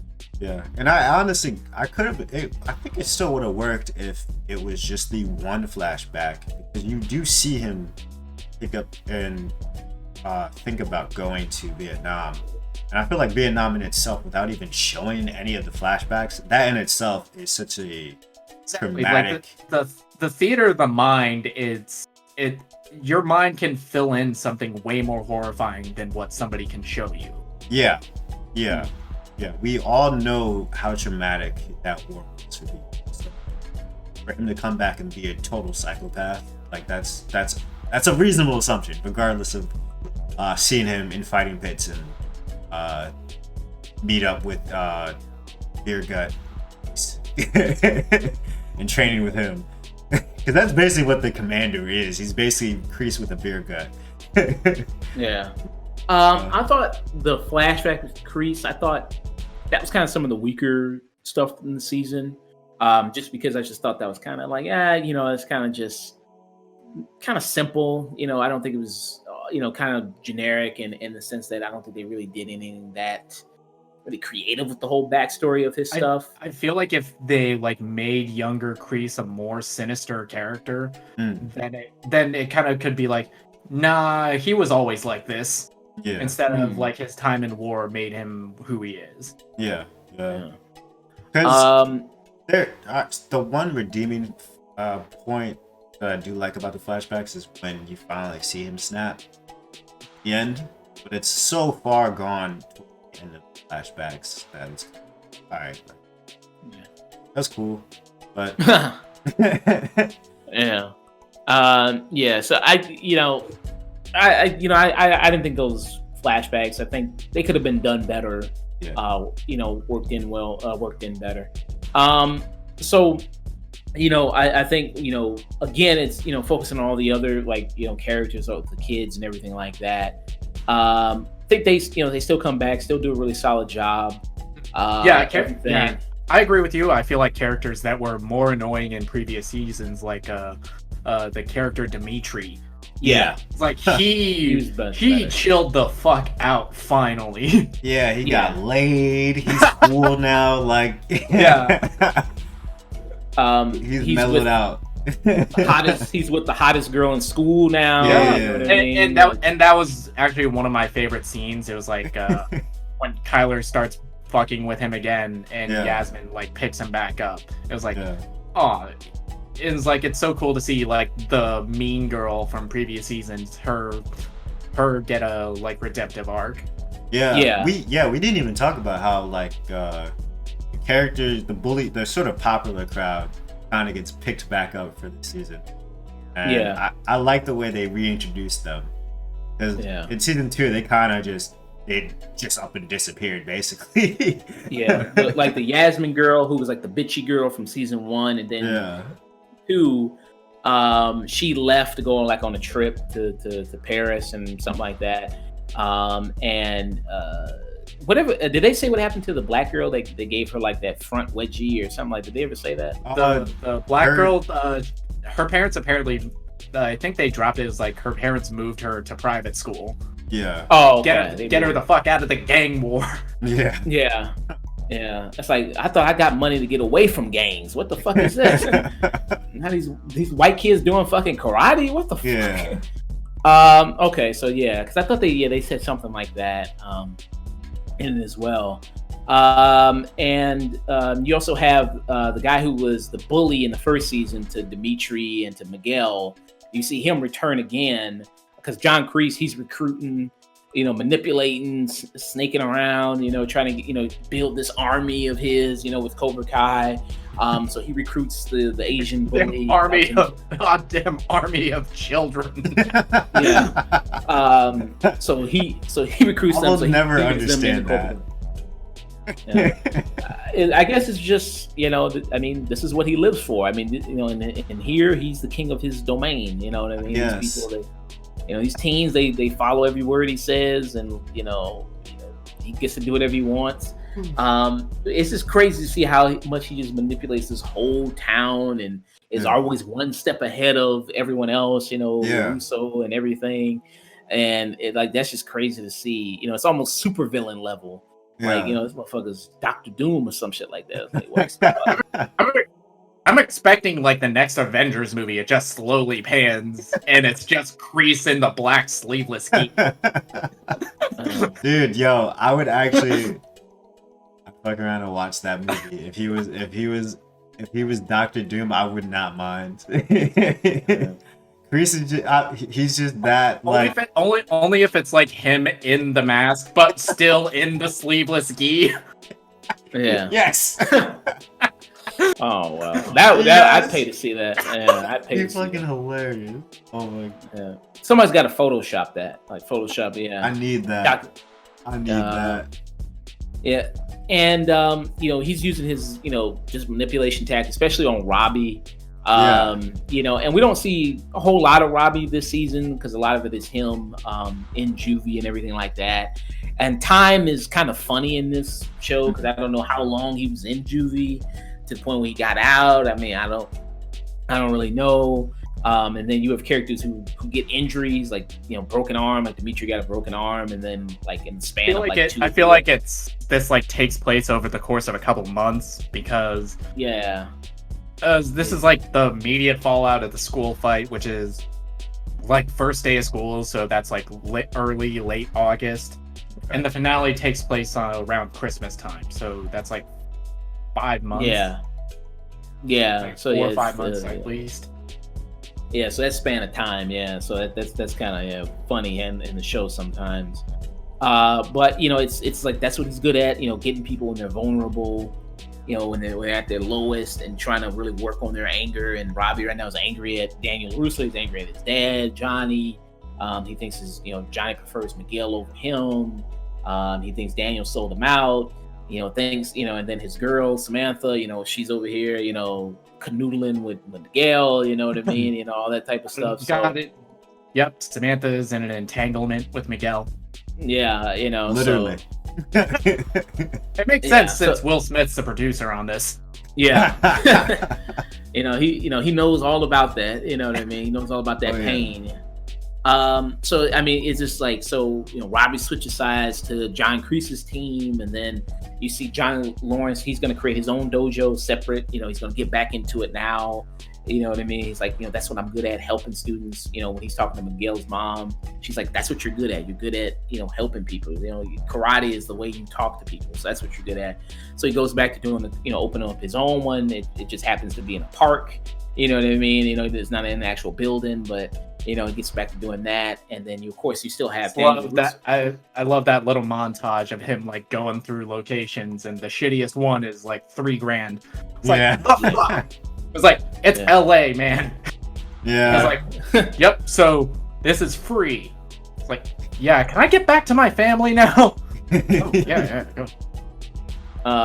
So and then of course Daniel Russo, he has his dojo, Miyagi dojo, and it basically is coming to a point where I thought it was going to come to. I thought like this is basically what would happen, where you have Daniel's dojo and Johnny's dojo both kind of team up to fight John Kreese's, which I basically thought would happen. Like he would be pretty much the big bad of the show. Like Johnny eventually they would kind of come to some type of agreement, and they would eventually, kind of fight John Kreese together because he's this superpower, you know what I mean? So I kind of figured that something like that would happen. That was kind of my guess. I thought they would wait a little bit longer to do that. So that makes me think like, because it makes me think how much material they have left for how many more seasons. And to Chase's point, it makes me think that season 4 would maybe presumably be its last season. I think it should be. Yeah, that seems like it's logical. Like it's like, it seems like the logical thing, because it seems like they're gonna bring in Johnny Silverhand in the next season. Terry Silver. Yes, Terry Silver. Johnny Silverhand. I just hear. Oh yeah, Cyberpunk. Cyberpunk. Holy shit. So you gonna see Keanu Reeves in this shit? Just pop up out of Johnny. Keanu Reeves as Terry Silver. Yeah. Although it does take place around the same time. It's like 2020 when Johnny Silverhand's around, right? But it could, yeah. So Terry Silver, so they're gonna probably bring him back for season 4. So unless they want to replace Kreese with Terry Silver and then have him be maybe the bad for season 5, I don't know. Like, seems kind of like redundant to do that because you're doing the same thing you did in previous seasons. So it seems kind of redundant. So yeah, presumably season 4 seems like it's gonna be the last season, which would be fine. 4 seasons, strong. I think that's nice right there. Don't want to milk a good thing when you have it. So I mean, so I look forward to that. Elizabeth Shue coming back in this season, very good. She looks amazing, you know what I mean? Everything like that, got really great charm. She seems like she's having a lot of fun being back, playing this role. And reminiscing about stories. That was like really funny, her reminiscing with Johnny, reminiscing with Danny, going back and that whole reliving the whole thing. And she says like, well, there's always 3 sides to the story, your story, his side of the story and my side of the story, and the truth. Yeah. So like, so she has a completely different perspective on how everything happened as opposed to those two, which was fun to see. And a much more mature perspective. Yeah. And she's the one that pointed out what everybody's been pointing out watching this is that you're more alike than you think, and you're kind of almost the same person. You're more alike than different. And then maybe that's why they'll just never really fully get along all that way, is because they're just more alike than anything. I think like that whole thing really ties in well with what Chosen was teaching Daniel, because like for so long Daniel's just like, oh, like Miyagi does about defense. Meanwhile, Cobra Kai's about offense. Nah. It was like, nah, motherfucker. Miyagi, they were like fighting off invaders in Japan back in the day. They had to kill some dudes. Yeah. So like now that he knows that there is an offensive side to Miyagi, I do love setting up with Cobra Kai, teaming up together, kind of have this sort of joint dojo. Yeah. Because now you could have the best of what makes both of their styles work together. Yeah. It makes the perfect karate teaching, the perfect method of that. Did they ever say what the name of the dojo was? Did they ever say? No, no. It's like the last shot of the season is all the students from Johnny's dojo and Daniel's, them lining up. Danny and Johnny like in their headbands from back in the day, them bowing to the class and then getting started. And like that's the last shot of the season. I just hope it's a better name than Eagle Fang. I was thinking like maybe like Miyagi Kai or something like that, or like they never let that go. It's like, eagles don't have fangs, right? And I love the art for his dojo too. It's just like an eagle with literal fangs in his beak. Yeah, that's about that. Yeah, that's about right for Johnny. Yeah, that's as 80s as we get. So I'm excited for season 4. I'll give a quick rating for this season. I think this season, give it maybe 9 out of 10. I think strong 9. Strong 9 out of 10. Compared to season 2, I think that this may be an improvement over season 2. I think it works out a lot of elements. Like I said, a lot of side characters are much better in this than they were in season 2. I think that, like I said, they bring back the Johnny and Miguel relationship, which I think is the huge core of this show. The Daniel going to Japan stuff is really great. Seeing the trailer for season 3, that was something I was really excited to see. And those were some of the best episodes also. I give it a strong 9. I think it's good. So do I. I think I do love the fights better in this season. Yeah. I agree as well, especially like the final fight in in the LaRusso house. I liked. Yeah. It feels like the camera crew is like stepping their game up. It's again a one shot, but instead of like panning down one hallway, it's going all throughout the house. Yeah, that was sick. I love that. I love that. And the fight between like the senseis versus the priests, I love that fight too. And I love and it ends in the most Karate Kid way. Yeah. Of Daniel flashing back to something he learned a couple episodes ago. Yeah, and like I swear, if you play the clip when Aang is fighting the Fire Lord, the energy bending just works. It works. The timing is perfect. I really expected him to like grab his forehead and just like take his karate away. I love that. I love that moment. The final secret of Miyagi-Do karate. Yeah. So what do you all think is going to be season 4? What do you think is going to be? The last episode will probably be the big karate tournament. Yeah. What else do you think is really going to be happening in season 4? I guess, I mean, obviously the build up towards that is going to be probably some conflict between Johnny and Daniel again about like how to teach. It's gonna be. I feel like it's gonna be like a clash of different philosophies and how to teach, and like that's gonna be one of the main conflicts of the season, along with the escalating gang war building up to the tournament. Yeah. Because like even though Johnny's like a much more subdued guy, he still is pulling the crazy tricks. Like the He's still an asshole. It's like even when he goes to the school, he like knocks some kid's books down. It's like, sorry, old habit. Yeah, and like he did light Miguel's foot on fire just to see if his feet would work. So I feel like he'll still like try to do those weird like over the top, dangerous, gimmicky lessons, and Daniel will probably be like actively against it, trying to talk him down to do more like mystical, chilled out, above the pond type of training that he normally does, So, was the scroll that Chosen gave Daniel, was that the pressure points techniques, or was that something else? I mean, it could be something else because he taught him how to do the pressure points like physically. Yeah, so I want to know what. I feel like that's gonna be something that's gonna be picked up on next season. Yeah, interesting. Because didn't they say like season 4 is already in production? Did they greenlit that the second Netflix picked it up? I think so. I think they say season 3, season 4 was already go pretty much. I think already. I'm excited to see what they do for season 4. Very good season.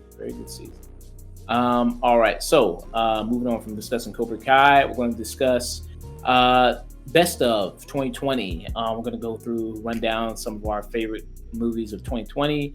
So we're just going to do 2020 was a absolute complete fucking shit show of a year. Yeah, but absolutely. We got some great ass movies out of it too. Some great movies. And people going like, well, not a lot of movies came out, or theaters closed, but there was still a lot of stuff on VOD. There was still a lot of stuff that got released, and then that came. So that's stuff people can check out. So do you all just want to run through each of the lists and then talk about it, or just discuss each one as we talk about it? I think, we probably should have checked this beforehand, but I think our lists will probably overlap every now. So if there's like a film that we all mutually like had or just love, maybe talk about it very briefly together. Okay. Yeah, it's like each of us we run it down like our top 5. We say, okay, like Chayse, you're number 5, Josh, you're 5, my 5. Okay. And just like so go that way. Okay, so we'll go bottom up. Okay. Yeah, I'd like that. I like that. Go bottom up. Okay, so for me, I did best 6. Okay, so I wanted to be a little different. I wanted to be a little different. Okay, so number 6, I have Mank, which was the Gary Oldman film we discussed. David Fincher. It's on Netflix right now. You can see it. Basically, it's a film for film supremacists. You know what I mean? If you want to reign superior all the peons, all the subhuman film goers, and you want to impress knowledge. the hipster chick at the bar with your knowledge of film. When the bars open Mank up. is the movie to watch.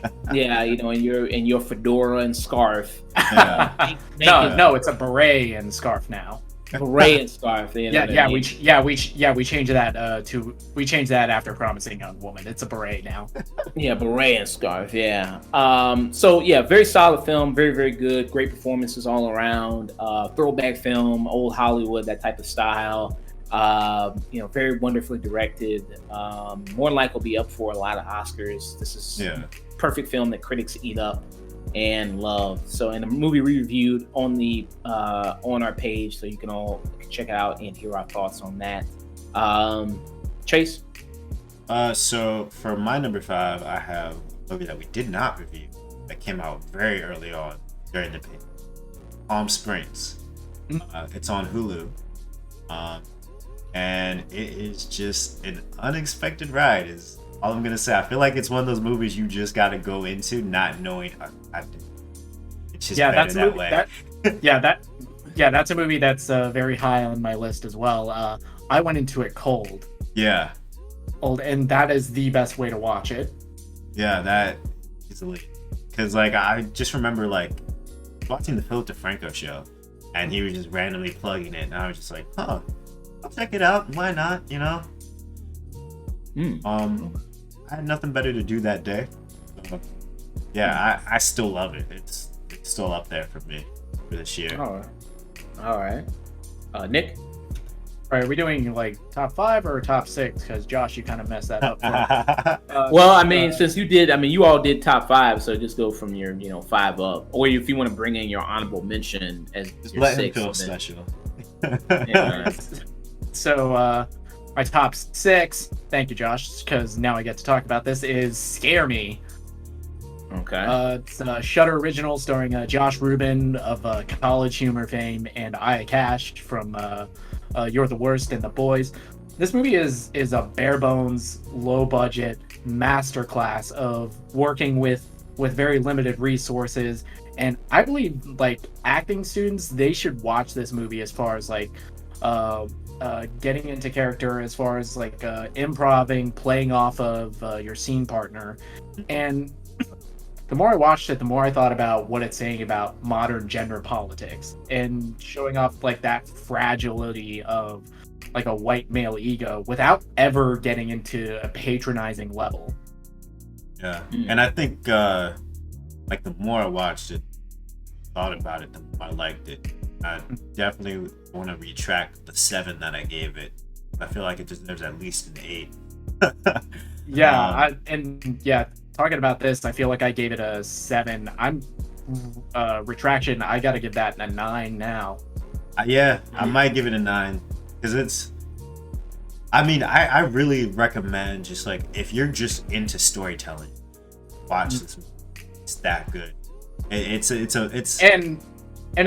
also dropping a lot of truth about what it takes to be a good writer. It's every now and then, because Josh Rubin's thing is I think I can just write and watch movies and stuff, and it's that's how you become a regurgitative hack. It's good writers write down ideas, good writers read a lot.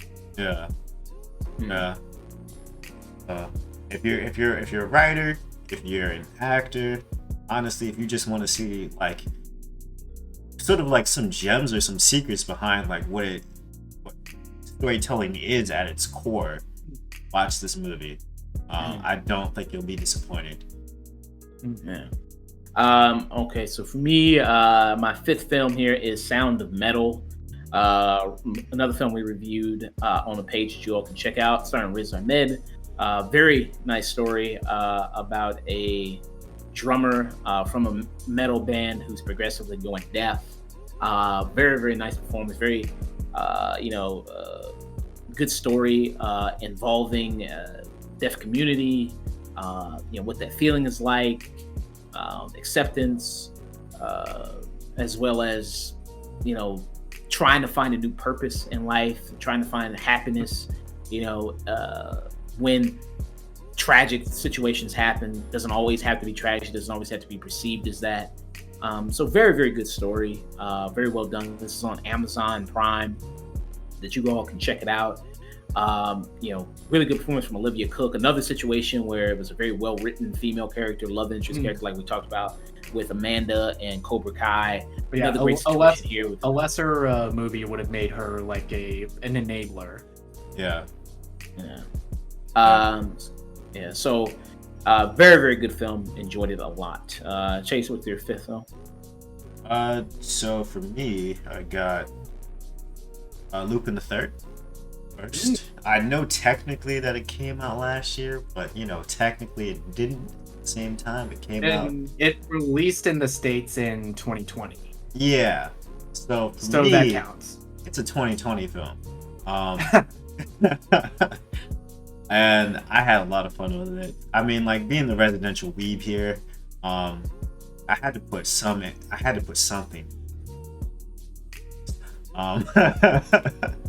And Lupin was just like a fun, just return to form for that whole entire franchise.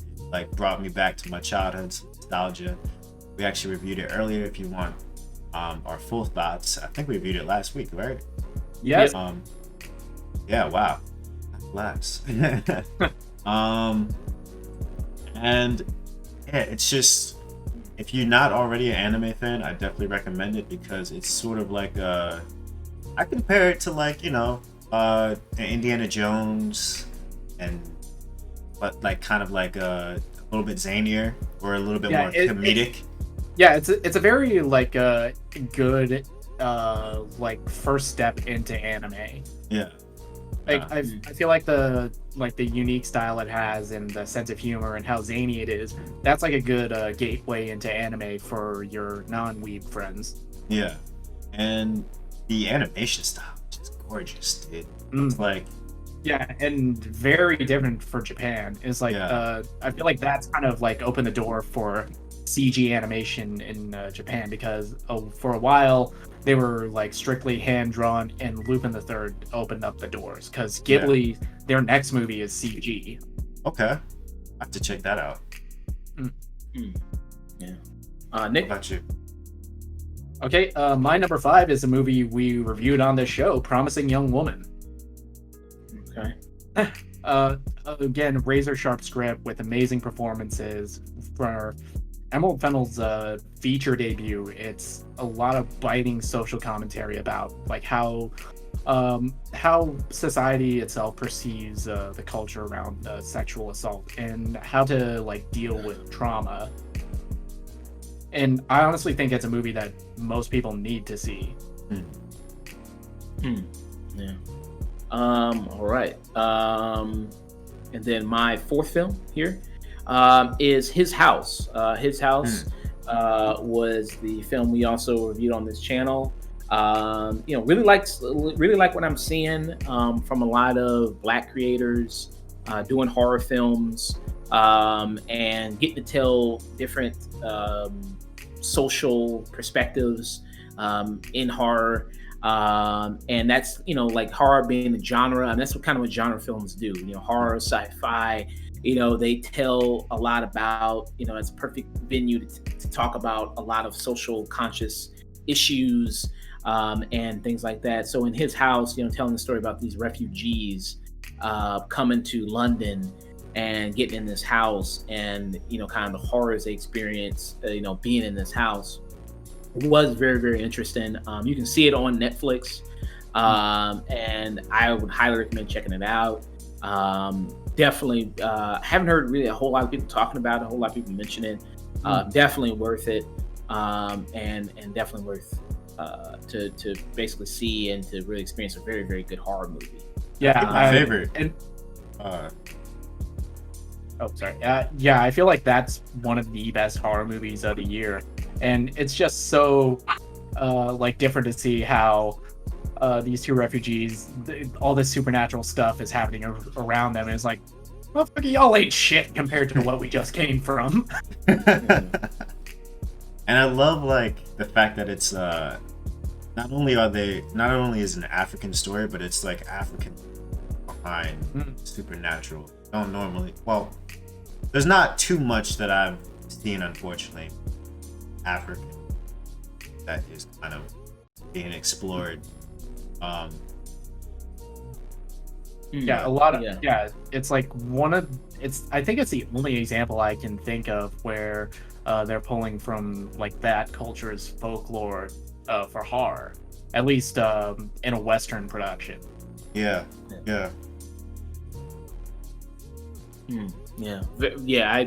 I mean, that's interesting. You know, they bring in that type of lore and to see it explored on a big venue, on a big platform like Netflix. And it's, you know, like having these different streaming services, it allows these type of different stories to be told and to be brought out. You know what I mean? Something that you wouldn't probably normally see. So that, I think that's the benefit of having something like a Netflix or a Hulu or Amazon Prime or HBO Max or things like that. So Chayse, what's your fourth film? So I got Scare Me, which, you know, great. The sound design for it was phenomenal. We didn't really talk much about that. You know, acting is great. And Cash is phenomenal. But yeah, Scare Me. All right. Nick? Okay, my number 4 is Spike Lee's Defy Bloods. Just masterclass performances from Delroy Lindo and Chadwick Boseman, along with like this really beautifully told story about the treatment of Black veterans in the military and of PTSD. And it makes one of Spike Lee's best films in years. I put this right up there with Black Klansman. I didn't as even. far as like my favorite Spike Lee. I thought this came out in 2019. I didn't even consider it.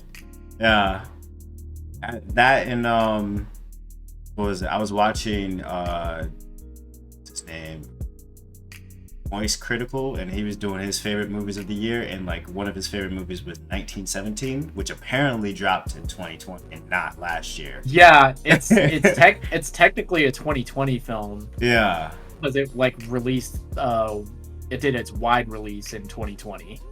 Last year was so long. I don't even. Oh God. Because all of his picks were like from the early like January. Invisible Man. Whatnot. Now I'm just like, did these movies come out this year? Yeah, it took me a while to draft up my list because I had to like double and triple check that it actually came out in 2020. All right. Yeah.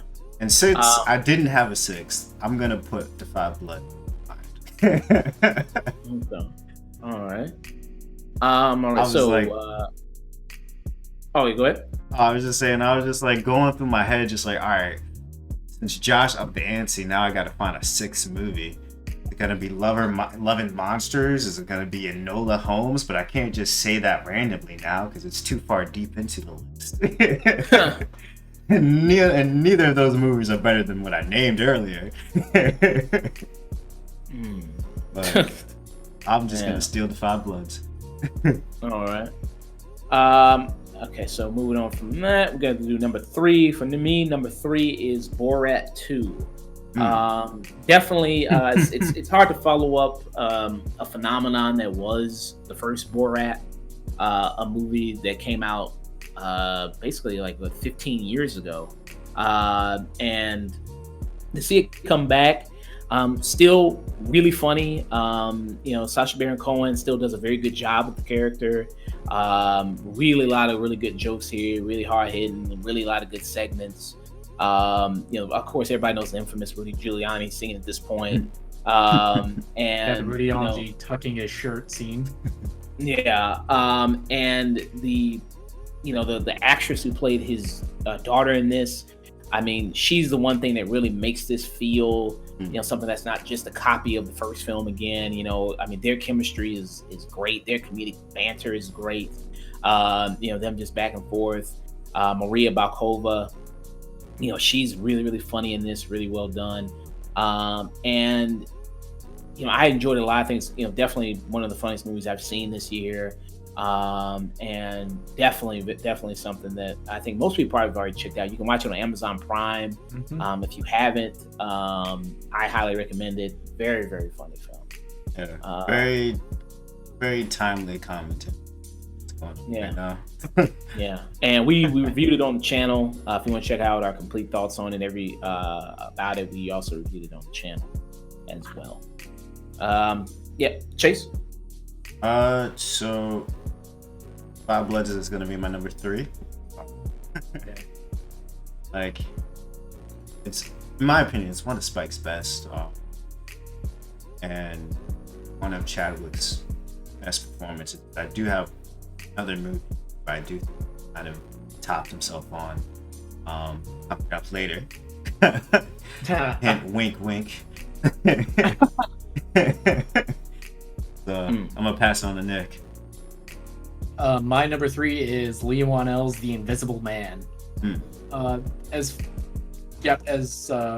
feel like his follow-up to Upgrade, it's one of the most creative monster movies that's perfectly updating a classic Universal and bringing up topics that are relevant today. He updated it perfectly, along with just an amazing performance by Elizabeth Moss. Yeah, very well done film. Did we review that? No, we didn't review that. Nah, that came out too early. That was before I joined the show. No, that was before we even started the show. That came all the way in February, right? February, yeah. That came out pre-corona. That was like one of the first wave of movies that were like dropping like day and date with theaters. It was like one of the first ones that was available for $20 to rent on iTunes when the pandemic hit. I just never got around to seeing it. I don't know what happened. Yeah, I highly recommend it. It's really done. It's really great at building tension, because it's a lot of just panning around the camera and something is there. It's essentially like an updated, entertaining version of like Paranormal Activity or something like that. Okay. Yeah. Check it out. Yeah. So it's a solid horror film. Very, very good. Very well done. It's available on HBO Max to watch. Okay. It's also available on like iTunes or Amazon to purchase. Thanks, Josh. Yeah. All right. I'm gonna check that out. Yeah. All right. So number 2 for me would be Ma Rainey's Black Bottom, film we just recently reviewed, and it being a kind of like this play brought to the screen. Very great performance. So it's more character focused, more actor focused.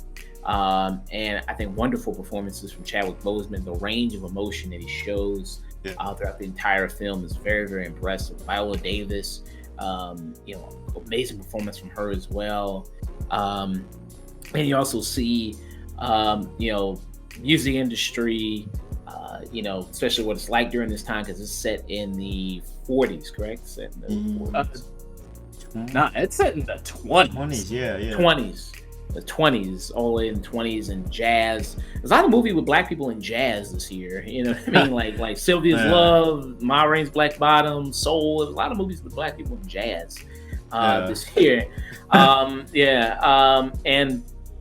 to see this movie, about Viola Davis playing this real life figure of Ma Rainey, very, very well done. Very interesting look at what happens, black people inside the music industry and how they create this sound and popularize this sound and how it kind of gets co-opted and stolen basically. And very, very good movie. You can watch it on Netflix. And not only good performances from just everybody all around in the cast as well. So that's my number. Just the way like they handle conflict. This movie is just and like, just so entertaining to watch that like shift in power dynamic throughout the whole movie. Yeah, and because every character, I want to say damn near every character in this movie, it's like a monologue showing off philosophy. It's how they approach life. And it's very rare that you get a movie where you get to hear every character philosophy on how they approach each situation and why. Exactly. This is a movie where I truly feel like there are no small parts. Every character gets an opportunity to shine. Yeah. So, Chayse? So my 1 and 2 are kind of interchangeable, but Soul is my current number 2. Okay. Just so we can talk about something different real quick. But it's also in the vein of the Black Jazz trifecta that came out this year. Well, not all the Black Jazz movies were great, but this one was. This was like one of the few movies this year that really made me like rethink life and stuff. Like really, really like reminded myself to like, all right, like you do only get one shot at this thing called life. So try to make it work. And to get that from a Pixar film is, it's rare. Like Pixar does have those hits where, like, for me at least, Inside Out, I still haven't seen Coco, but like they can make damn near anything to feel emotional, and they can make it cry for literally anything. Like they could literally turn dust into like an emotional character that you're invested in, cry for. But in this movie Soul, it's just like it's the journey that my man I can't remember his name, Joe, right? Yep. Yeah, Joe Gardner. Just the journey that he goes through, the lessons that he learns that applicable to real life. And how you really think about life, and just like the pressure that we kind of put on ourselves throughout life to kind of have this sort of dream or like aspiration that doesn't really equate to happiness. I love that, and I love everything about that. 10 out of 10. Okay. I do change my score. Okay. Nick? My number 2 is a movie I think we talked about earlier. It's Palm Springs. I think it's the best SNL movie because I think it's technically produced by Lorne Michaels still. And this is like one of the more inventive time loop movies that's really philosophical when talking about like the nature of nihilism and existentialism, along with just great performances. I think the best performance by Andy Samberg and Kristen Milioti, aka the mother from How I Met Your Mother. Yeah, and it's just so funny and small. Everybody in this movie is great. They play with the time loop, and it has one of the most emotional climaxes I've seen this year. Yeah. I wish more people would watch it. It's like it's available on Hulu. It's so good to see. But yeah, watch the goddamn movie, please. It's so goddamn good. It's one of the rare 10 out of 10 films for me this year. Yeah, I think it does deserve that. It's not many times that it is technically a comedy. It's a dark comedy, right? It's a very dark comedy. Yeah. But it is one of the few movies that like both made me laugh and same with Soul. Yeah. All right. So to go into my number 1, I'm going to do quick honorable mentions real quick. Top 3 honorable mentions. So for me, I have a 3. My number 3 honorable mention is a tie between Fresh Prince reunion special that you could see on HBO Max. I thought that was really well done. brought back some really great memories of the show. Really great stories they told. We reviewed it for the channel. I think we all gave it a 10 out of 10. Very, very well done. Really loved it a lot. Very emotional as well. Finally got to the bottom of some things that, we've all been wondering. So that was really, really great to see, this cast reunite after 30 years. That was really cool. Also got Palm Springs in there as well. Tied with it. Like everybody's been saying, really good movie. Very funny. Nice dark humor in it. Nice concepts in it.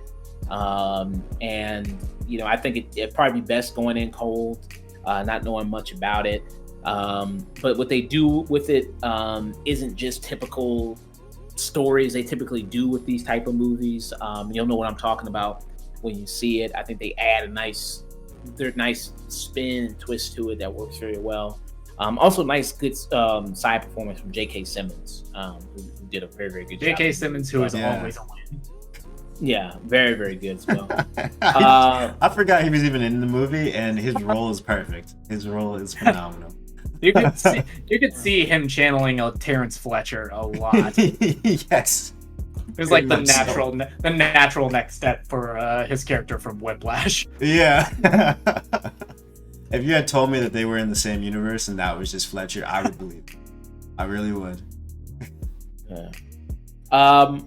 Moving on to my number second one, we have On the Record. On the Record was a documentary film that was on HBO Max. It was detailing the sexual assault allegations against Russell Simmons. Very, very good documentary following this woman, Drew Dixon, a woman who had this huge impact on hip hop. Like she's telling all these different stories of how she grew up loving music, and she had this real talent for seeing talent and really an ear for music and knowing just what fits with what. She talks about the stories of like the song with Method Man and Mary J. Blige. Like she's the one who put them together. Like she's the person who put it's like, so this because at first the song was introduced as like this interlude for the soundtrack, and she was like, no, this could be a song. And who should be on the song? You should get Mary J. Blige and you should get Method Man. They should be on the song together, and they just fit. And it was, of course, that song was a huge hit. And she talked about how she closely worked with Lauryn Hill on The Miseducation of Lauryn Hill, which won Best Album of the Year for the Grammys. She also talked about how she closely worked with Carlos Santana for his album that also won Best Album of the Year at the Grammys. She talks about how, like, when she left the situation when she was at Def Jam with Russell Simmons, that she left and went to work for Clyde Davis. And she said that was a good experience at first, but then L.A. Reid came on, and then, of course, L.A. Reid, he had a bunch of sexual assault allegations against him as well. And she talks about how, like, she was a person who first early on discovered Kanye West. Like, she was a person who tried to audition him for the label, but he was turned away. And she also is a person who was first keen on seeing the talent in John Legend. So she was this person who had this real great talent, but she was just so burnt out from the business of, going from one situation where she was being sexually assaulted into another situation of another guy sexually harassing her. And so it's like, she just kind of just gave up and just kind of quit the business. And it's it's a real shame that, and they also bring in other women who also tell their stories, and they also bring the element of talking about hip hop and hip hop culture and just music culture in general, of how, when it comes to talking about women and discussing women, and also these other women coming out and talking about, how it's tougher sometimes for women of color to come out and talk about sexual assault, just because it's like the thing of like, well, are you going to put your race before this other thing? So, you doing this and you're just going to tear a good black man down. You know how little, that is, you know what I mean? And trying to make him a part of the system, a system that we know, criminal justice system that, likes to target black people. And so are you going to be a part of that same system? So it's this kind of this real tug of war black women have of, doing, something that's right. And then also trying to like be somebody, who's for the culture, you know what I mean? And Russell Simmons being this guy who is considered the godfather of hip hop and, was this hugely influential figure in hip hop and all he did.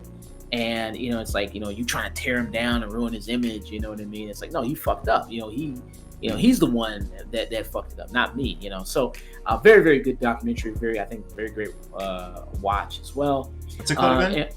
On the Record. It's on HBO Max. On the Record. And my number one honorable mention is Promising Young Woman, a movie we talked about today. Like Nick said, very sharp script, very relevant, as we talked about with On the Record, of discussing sexual assault, discussing that whole culture around that, and just that whole the era we're in now of trying to understand that and everything like that. So that is a movie that really details that and looks at it very sharply. I think very, very well done. And so going to my number one movie of the year, it's Soul. Very amazing movie, beautiful looking movie. Another movie where black man's playing jazz. You know what I mean? Very, very well done. The humor works really well. I think this is one of the best films Pixar has done in a while. I haven't seen Coco. I plan on seeing that pretty soon, but I wasn't that big on Inside Out. So this one for me was very, very well done, very well, very worked out, and I loved every minute of it. Really enjoyed it a lot. Chayse. So my number one is did I give honorable mentions? Loving Monsters. Yeah, please. Enola Holmes. I think that I enjoyed here. So you're just trying to make up honorable mentions on the spot because I had honorable. Yeah, you kind of set a standard here, being the host. That now we gotta like how many honorable mentions did you even set? You did like 20 of them. No, I didn't do 20. You did literally every great movie that came out this year. No, he gave 3 honorable mentions. He stuck to 3. Oh, we prepared for the show. Yeah, Chayse. I don't remember honorable mentions being on the list, but okay. So my 2 are Loving Monsters, because it's just a fun time. You get to see monsters sometimes that are, I'd say the CGI is not the greatest thing I've ever seen in the world, but it's still like a fun time, and the CGI is kind of like the monsters themselves are very creative looking. And the journey between this boy and his dog is one of the most endearing journeys I've seen in a minute. And the lesson that he learns along the way is also another like just added like cherry on top, because not everything gets solved by power of love. And yeah, it's another movie about a guy earning the power of self-respect. Yeah. But with Enola, another one where it's just like another very endearing journey where it's very much like, how do I say it? It's a movie that could have gone wrong on so many levels. It could have been so cringy. Still worked. And it was just so endearing to see Enola go through this journey and apply what she's learned from her mom, apply what she's learned throughout the journey, but also not in a Mary Sue way where she's just getting it like Ray does on the first try. She's like struggling throughout the film just to figure things out, and like I think she's a very, very good character. And I'm actually kind of like, at first I was kind of like, I don't know if I really want to see a franchise with this character, but then now I'm down. I'm on board. It was a fun time to watch. One, Ma Rainey's Black Bottom. This is, in my opinion, this is the film that deserves all the. I don't think I could name a film that like carried such strong performances. There was such a tight script, and if you're like a fan of like plays, or like if you're a fan of like Fences, you would love this film. And I'm referencing the Fences that was done by Denzel. I'm pretty sure Denzel produced this, right? Yeah, he did. This is an adaptation of another August Wilson play, which also wrote the original stage production of Fences. And it's like it's only an hour and 30 minutes, right? Hour 40? Yeah, it's an hour 40. It's a very tight, lean movie. Yeah. And like, even though it's very like small scale, like there's only like maybe like, I want to say maybe like 3 locations throughout the whole film, right? There's 3, maybe 4 locations. Yeah. And the costume design is perfect. Like, it has everything that I wanted to see in Sylvie's Love. I hate to bring it up in this light, but it's just a contrast. You know what I'm saying? Because like, it has everything that I wanted to see in Sylvie's Love, with just like how they do the music, how they incorporate the costume design, and how they deal with race, in the sense that it's not so much so like, yes, there is still like trauma, but it's unpacking that trauma and figuring out how to deal with it, that I found very beautiful with this film. And yeah, it's definitely my movie of the year. Watching it again sooner or later. All right. I'm probably gonna be going back to it. All right. What's your number 1? What's your honorable mentions? What's your 5 honorable mentions, Nick? Okay, my 3 honorable mentions. My third honorable mention is going to be Birds of Prey. I feel like this is probably one of the best DC movies, and it's finally Warner Brothers and DC stepping out of their comfort zone, creating what is essentially their version of Deadpool with Harley Quinn.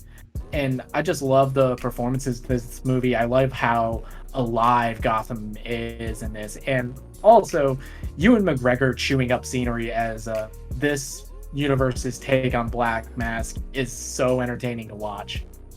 I didn't know that came out this year. When did that even come out? Like, that was early this year. That was like that was another one that dropped on VOD early because of the pandemic. My number 2 honorable mention is going to be Extraction. One of the best action movies I've seen this year. Definitely some inventive choreography, and the best, I think, simulated single take action sequence I've seen since like Daredevil. And a rare performance from Chris Hemsworth that's showing a side of him we don't get to see a lot outside of Thor. And my number 1 honorable is going to be The Gentleman. For me, that's a return to form for Guy Ritchie. That's like him going back to his like small scale gangster film roots. And it's so fun to watch, and so many great performances from like Hugh Grant, Colin Farrell. I love the chemistry between him and Hugh Grant and Charlie Hunnam and their scenes together. And Matthew McConaughey, always great. And my number 1 movie of 2020 is Soul. What can I say about this that hasn't already been said? It's just a beautifully told story about a guy essentially discovering the meaning of life, and for Pixar's first black-led movie, this is doing what so many animated films that have a black lead don't do, and never forget to have his culture at the forefront. Even when a switch happens, they're still bringing up, yeah, this is my culture, this is who I am. This is how you head to the barbershop. Like, that whole barbershop scene in itself is just amazing. Yes, you should watch it just for that. If you've never been to a black barbershop, you'll get a good idea of what goes on. Yeah, there's just everyone hanging out, talking. There's Tribe Called Quest in the background. Yeah. There's a bootleg movie on the TV, and there's always that empty chair. Yep, where you don't go to that barber. Trust me, there's a reason why it's empty. Oh my gosh, you always got to go to the dudes that are like booked with appointments, because those guys can actually cut your hair.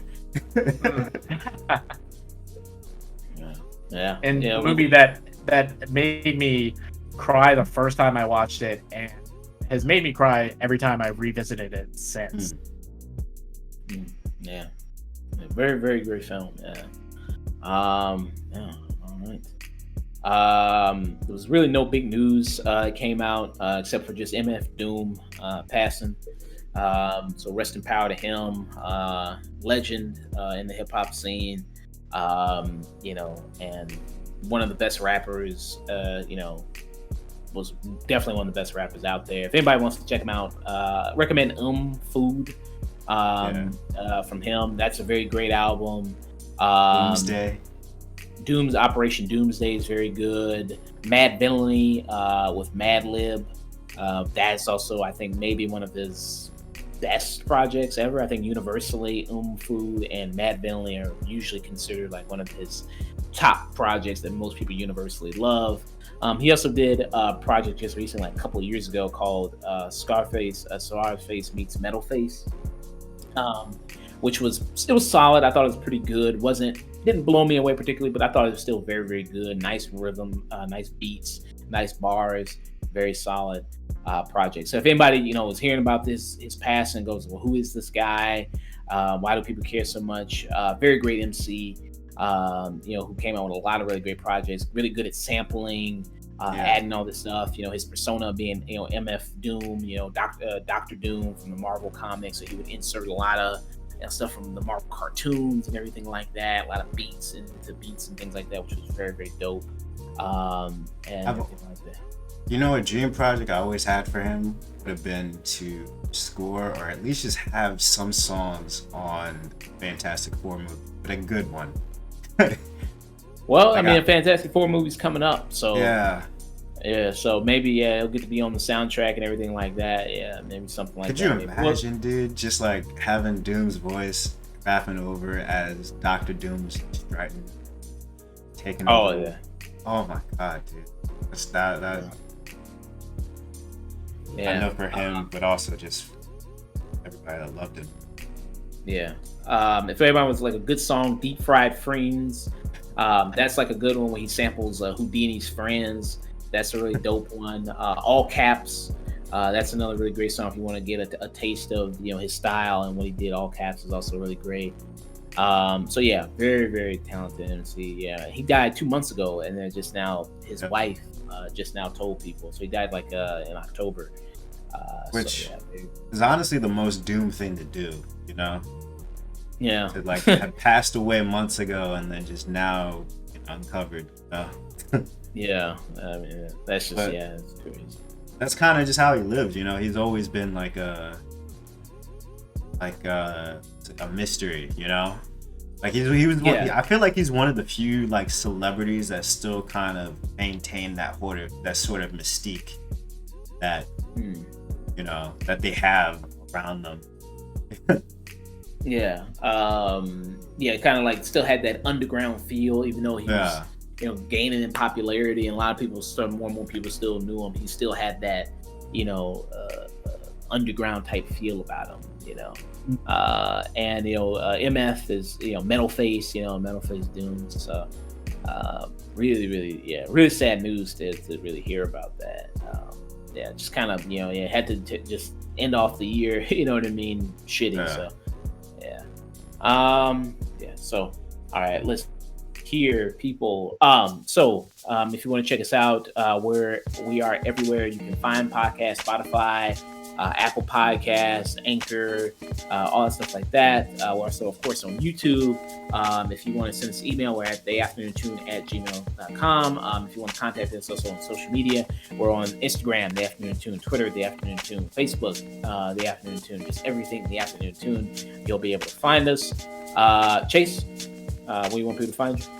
Find me at Mr. Chayse Mac. That's spelled MRCHAYSEC. Twitch, Twitter, or Instagram. Where can I find you, Nick?